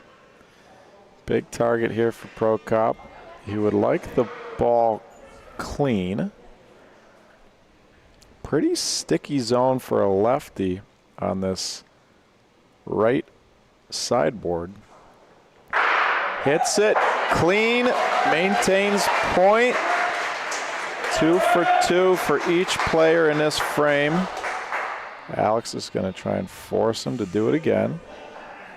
There's a lot of air horns. I think someone is sharing their air horn app. Yeah, I could do without the air horns. I like it. It's better than vuvuzelas. It is better than that, for sure. That would be hilarious. So if we just had one person with a vuvuzela in the bleachers.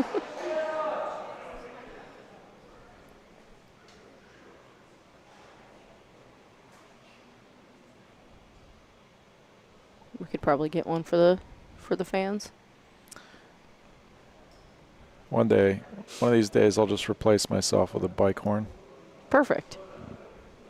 Prokop trying to sit on Alex's ball. I think it's in. I think so, too. Someone's going to kill their phone battery with that air horn.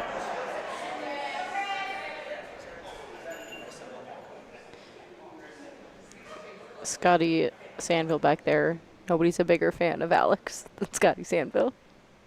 Scotty with the brightly colored goat ears on, for those who don't know who we're talking about.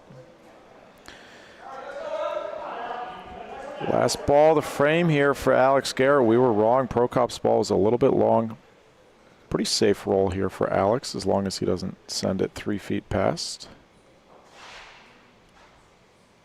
This is where the Goats have struggled to capitalize. Can Alex put up a 2-spot for Bucktown? No. Just the one.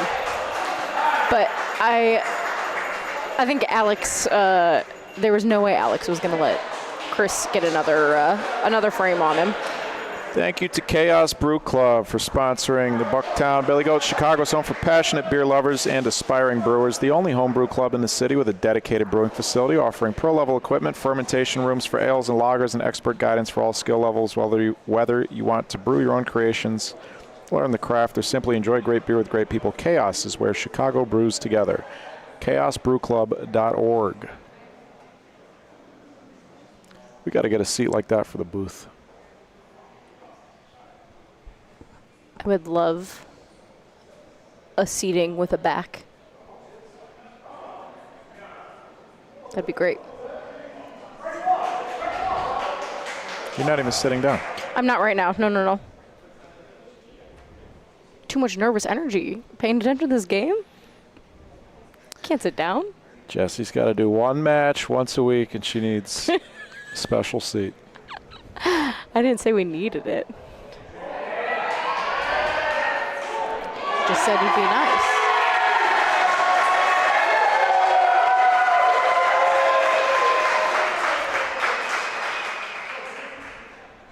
Andy Zimmerman lining up to shoot here. Going underhand. Cleans it. Wild that the Billy Goats do not feel like the home team in the building right now.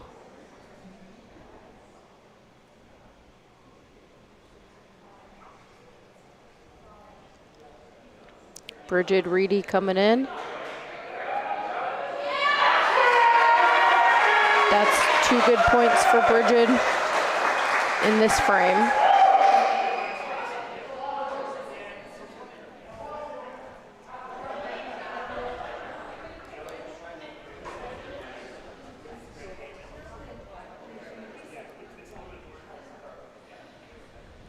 Ball number 3 for the Goats. Ball advantage for the Penguins. Billy's line is not good, and it's way short. Wow. Billy is not playing well. No, he's having a tough time for sure.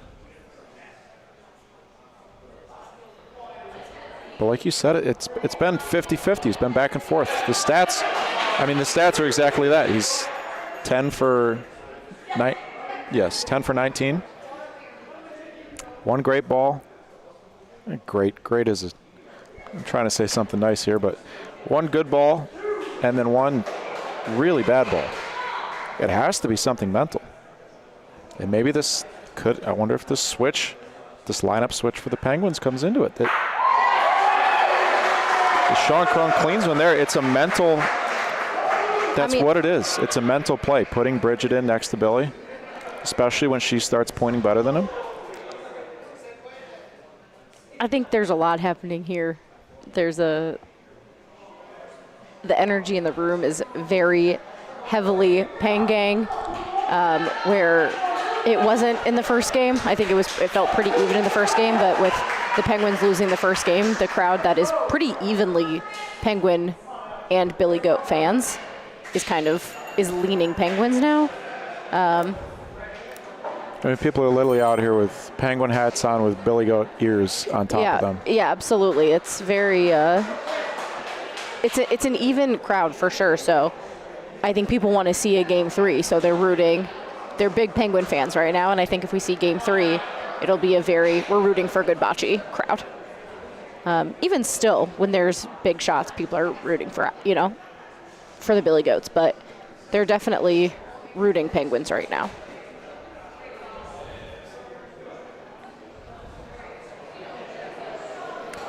Robson in the chat calling for a Rio sub. Hard to argue with Mario Dato, the only Billy Goats player with a positive point differential on the season. Sitting the bench, calling, he's their designated captain, calling the game for the Goats.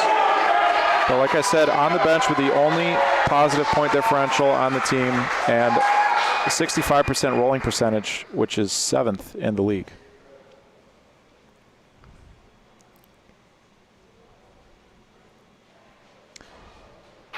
Alex, Paulino to the back. Goats keep the point, opposite side of the court.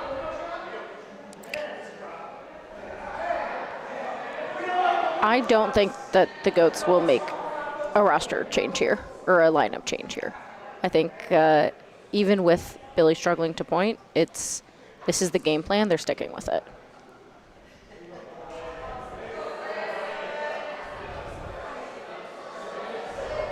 Does this ball stop in time? No, it doesn't. That's a ball you got to have in the court. Absolutely have to beat the point with that ball. Chris knows it, especially if he can put one in the neighborhood over on the left where he makes a double target with his own front ball from the right side of the court. Oh, things have gone from bad to worse here. It's going to be 2 balls back for Alex. And Chris has to have one in the court, but he's also got to close up the distance that Alex has the point. And he's going to, oh my goodness, this ball's going to burn. Oh no. Does it stop? Mickey, get off the court. Oh, that's brutal for the Penguins there. Is he sitting 2? Yes.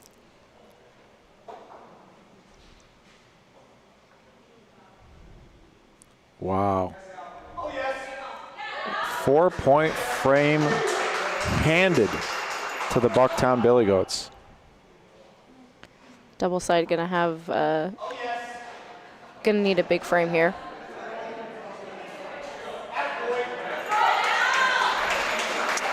Here's a huge ball coming up for Billy Strippick. Got to put the pressure on Sean Crone to shoot. Folks, the All-Star vote is live at ChicagoBocceLeague.com. You can scan that QR code or visit ChicagoBocceLeague.com to vote for Season 1 All-Stars.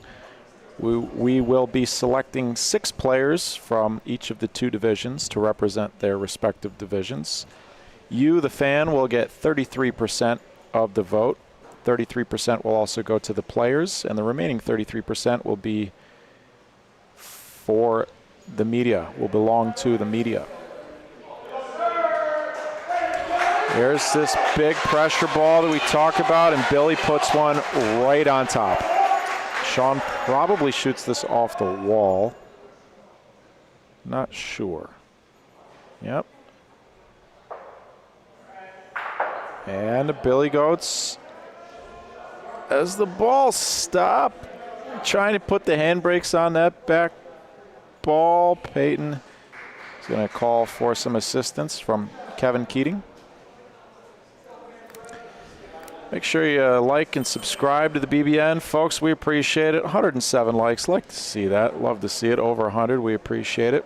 So we've creeping up on 220 devices. Thousands of people watching all over the world. Well over 100 here in live attendance. The support for Season 1 of the Chicago Bocce League has been nothing short of wonderful and spectacular and very encouraging to see. We love and appreciate all of you. Billy Strippick, can he do it twice this frame? It's got to stop, and it'll stop soon enough. Billy Strippick, 2 good balls in a row.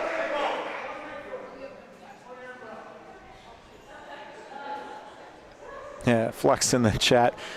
I can hear that in your voice, Flex.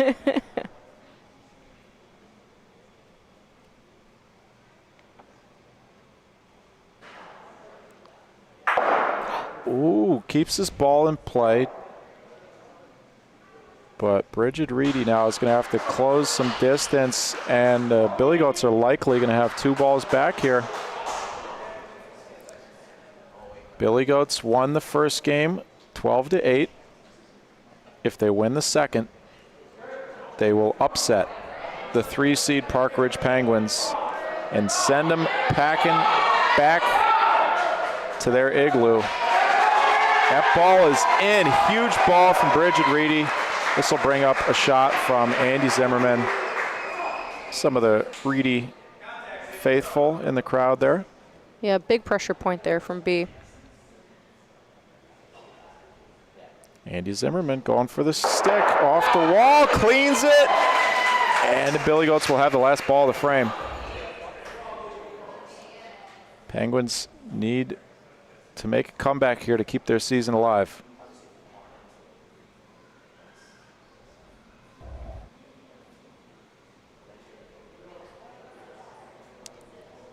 Oh, this ball is wide right, and Bucktown is set up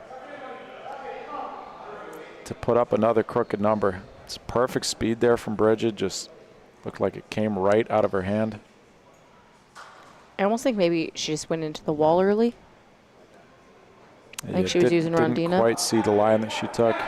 Andy's ball looks really good here. Right on Paulino. Billy Stripik puts in 2 good balls, 2 great balls. And the Billy Goats score 2.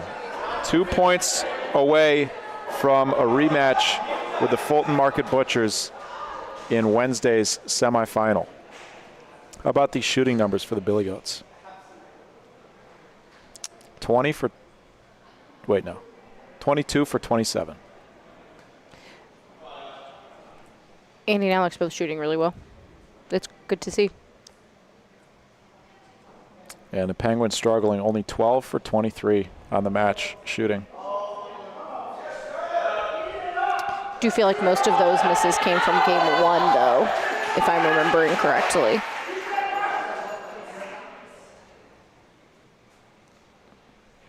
Game 1 was bad. Mickey hasn't taken a shot yet. Oh, Mickey got subbed out. That's why. Yeah. That adds up. Yep. Sean's been serviceable. Small sample size here in game 2. 3 for 5. Shooting from Sean Crone. They've shot a lot more in this game than they did in game 1. Yeah, outside of Chris's last frame, he's had a really exceptional game.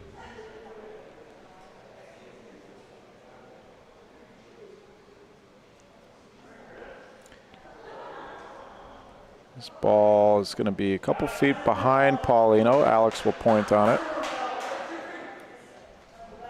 A chance to really put the pressure on Chris if he can make this point. The Billy Goats could win in this frame here. This ball's going to be out on the left. If it stops, it's good. It's a good ball. It's an okay ball. It forces Prokop to use another ball, but the line is wide open, and Chris could swing the frame in his favor if he's able to place this ball close to Paulino or close to Alex's ball. Little Paulino for 2? Is that 2? I'm seeing 2. Oh, just 1. Okay. Alex will shoot this. Could take out both of Chris's balls with 1 shot. Force Chris to use his last ball. He doesn't want Paulino here. He's going underhand just in case he hits Paulino. His ball to the backboard. He now owns half the backboard. And he's going to have a shot to at least put the Billy Goats on game point. Beautiful, clean shot from Alex Guerra. Yeah, huge shot there. Timeout called here. Just placement here from Chris has to be perfect. I'm guessing right on Alex's ball would be the move. It's an interesting timeout. I wonder if it's just to calm him down. He just rolled this ball. He just rolled a great ball in this spot. I mean, it's game on the line. Just conversation of where to put the ball. It's this season on the line. Exactly. Prokop has scored the only 5 points for the Penguins so far this match, or this game, I should say. This ball is going to make the point. Let me right on Paulino. Ooh, maybe. I might have spoke too soon. It's a little bit short. Alex can play safely out towards center court. Another smart use of a timeout here from the Billy Goats. Just want to talk about the line. Let Alex gather his thoughts.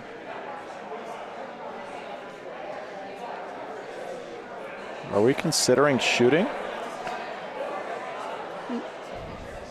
No. Might be. I don't think so, but they might be.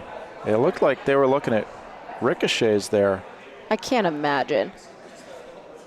This is also a really hard line to go on the outside because it does pull pretty heavy. Alex trying to cut the court to advance to a semifinal matchup on Wednesday versus the Fulton Market Butchers. Does he sneak around the front ball? Not quite. 1 point for the Billy Goats. The Penguins will need to score 7 in a row to avoid a trip to Cancun. And Mickey Narowski back into the game for the Penguins. Interesting call. Sean Crone 3 for 5 shooting, putting Mickey right back into a high pressure spot. Mickey's 1 for 5 so far this match.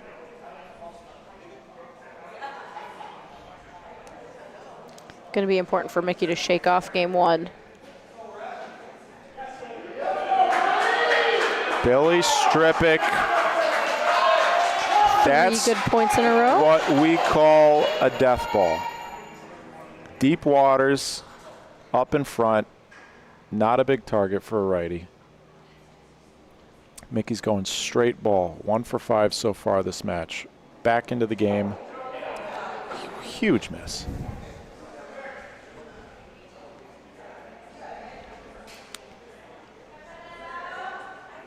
Penguins don't look healthy here.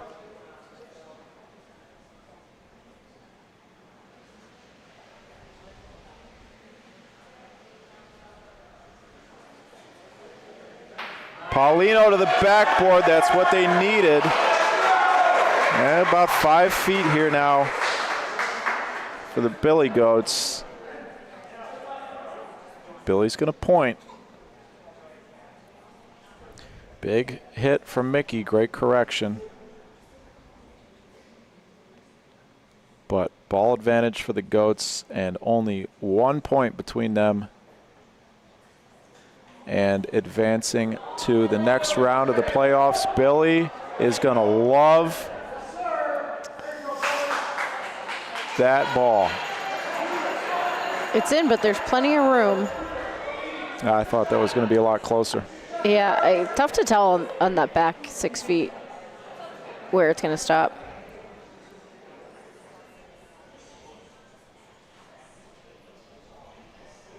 Huge ball here from Bridget.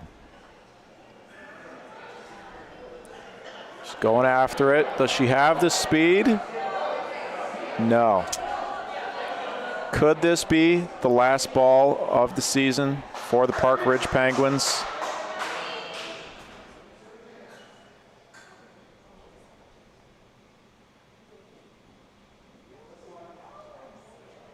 Bridget releases it.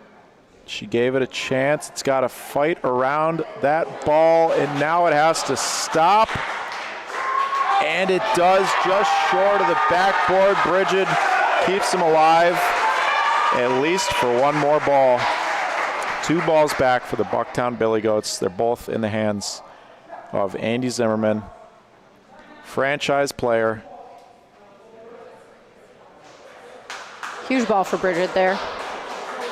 Really good adjust from her first one.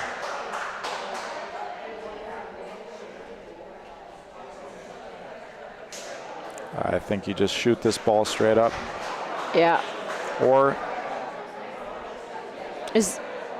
you point. I think part of the consideration here is how far does their front ball have to go to make the point. If that ball's only got to go a couple inches, you can point aggressively. Even if you're short, you can make a double target, then shoot your own 2 balls. The decision here is, do you want this to be a 2-ball shot? It looks like that's what they're going for. You see, they want this one to be in the neighborhood of Billy's ball that's near the backboard. If he touches it, it could be good. Little chip, Andy, solid, and the Bucktown Billy Goats take down the 3-seed Park Ridge Penguins in a sweep, 12-8, 12-5. The Penguins are going back to Antarctica.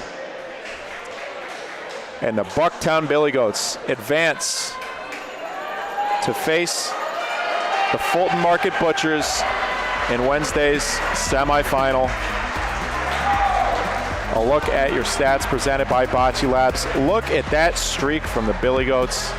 7 straight frames to close out game 2, 5 straight frames to close out game 1. And what's that math there? 13 of 15 frames they won? Of the 25 frames? How many? Are you just looking at the second game? 13 of the last 15 frames. Oh, yes. Went the way of the Bucktown Billy Goats. We're going to get a word from Andy Zimmerman. Congratulations to the Park Ridge Penguins on a great season. Far surpassed a lot of people's expectations, and just the beginning of what is sure to be a storied franchise history. Be able to vote for player of the match following the conclusion of the broadcast for both matches. This match, we're going to nominate all 3 Bucktown Billy Goats, as well as Bridget Reedy. We'll go Bridget Reedy. Joining me in the booth now, Mr. Guy, number 4 for the Bucktown Billy Goats franchise player, Andy Zimmerman. What do you got to say for us? We did not want to go to a game 3. We talked about it between games. We fell behind in that first game, but like I talked about in the first game on the broadcast with you, is that we've kind of found a symmetry, we've kind of found a rhythm, and we were really excited. We had a great week of practice. We were excited to come into this game, and we came from behind in the first game, and we went off to the side, and I said, I do not want to play 3 games. I want to play 2 games. I want to move on. I want to think about next week, and now we're looking forward to the Fulton Market Butchers. Why don't you want to play 3 games? It's third game, anything can happen. And why not just win 2 and be done with it? This crowd is heavily favoring the Penguins. We were kind of trolling the crowd, asking if there were any Billy Goats fans out there. Even our on-court manager, Mario, was going, you didn't like that shot? Nobody liked that shot? And they got a great fan base, and they're really loud. And when that momentum swings, I mean, it's hard to compete with. We've seen a lot of teams struggle with it, and we did not want to fall victim to that. I think a lot of those Penguins fans now just became Billy Goats fans for the rest of the playoffs. So you've earned yourself a spot in the semifinals against the South Division champions, the Fulton Market Butchers. This is a rematch. How do you feel? You played them twice so far this season. How do you feel going into this third matchup? We did. I believe we're 4-1 in game record, 2-0 in match record against them. We are not taking this game lightly. They also have found their rhythm. They had a nice surge at the end of the season to take over the division. They have excellent players and a good rotation no matter who's starting. We'll be looking forward to the competition. What we got to do is we got to execute. I think that's been our problem all season, is we have talented players and we understand the game. We know how to call a good game, but execution is what's the most important. And I was really proud of myself. I was really proud of my teammates today for picking each other up and getting the job done. What did you think about the decision by the Penguins to put Bridget in on the side with Billy after that Game 1 loss? Do you think that was a mental game there? I'm not sure what it was, but we welcome the challenge. If I could take an ice cold player over, Dave Crone, who's only gets better, I'll take it. And I thought less reps. I didn't care who they put in front of us. I was ready to do my job, and I feel like I said, if we execute, I feel like we can make better shots than they could, and we certainly did. Billy was 50-50 through the first game and a half of the match there. 1 good ball, 1 bad ball. Was there anything that you said to him to get him back on track? Billy's a very mechanical player. He likes to get into a rhythm, and on his point shot, he kind of has that walk up, and on his rafa, he's got a nice long extension. And if he's a little out of sync, something might happen. I don't know if it was nerves or what it was, but we usually count on him to have his first ball a lot closer, and we fought through that. But his balls are my balls, so if he rolled a bad ball, I felt it just as much, and I was ready to do my job on the back end. So I think he followed through nice. He had a couple very important final frames, first balls, cost Mickey a couple shots, cost Sean a couple shots, and I think that was the difference in the end. When he warmed up and got that first ball where we wanted it to, we were able to seal the deal. One final question for you, not a question actually. Walk us through what's going through your mind that last ball there, the match winner.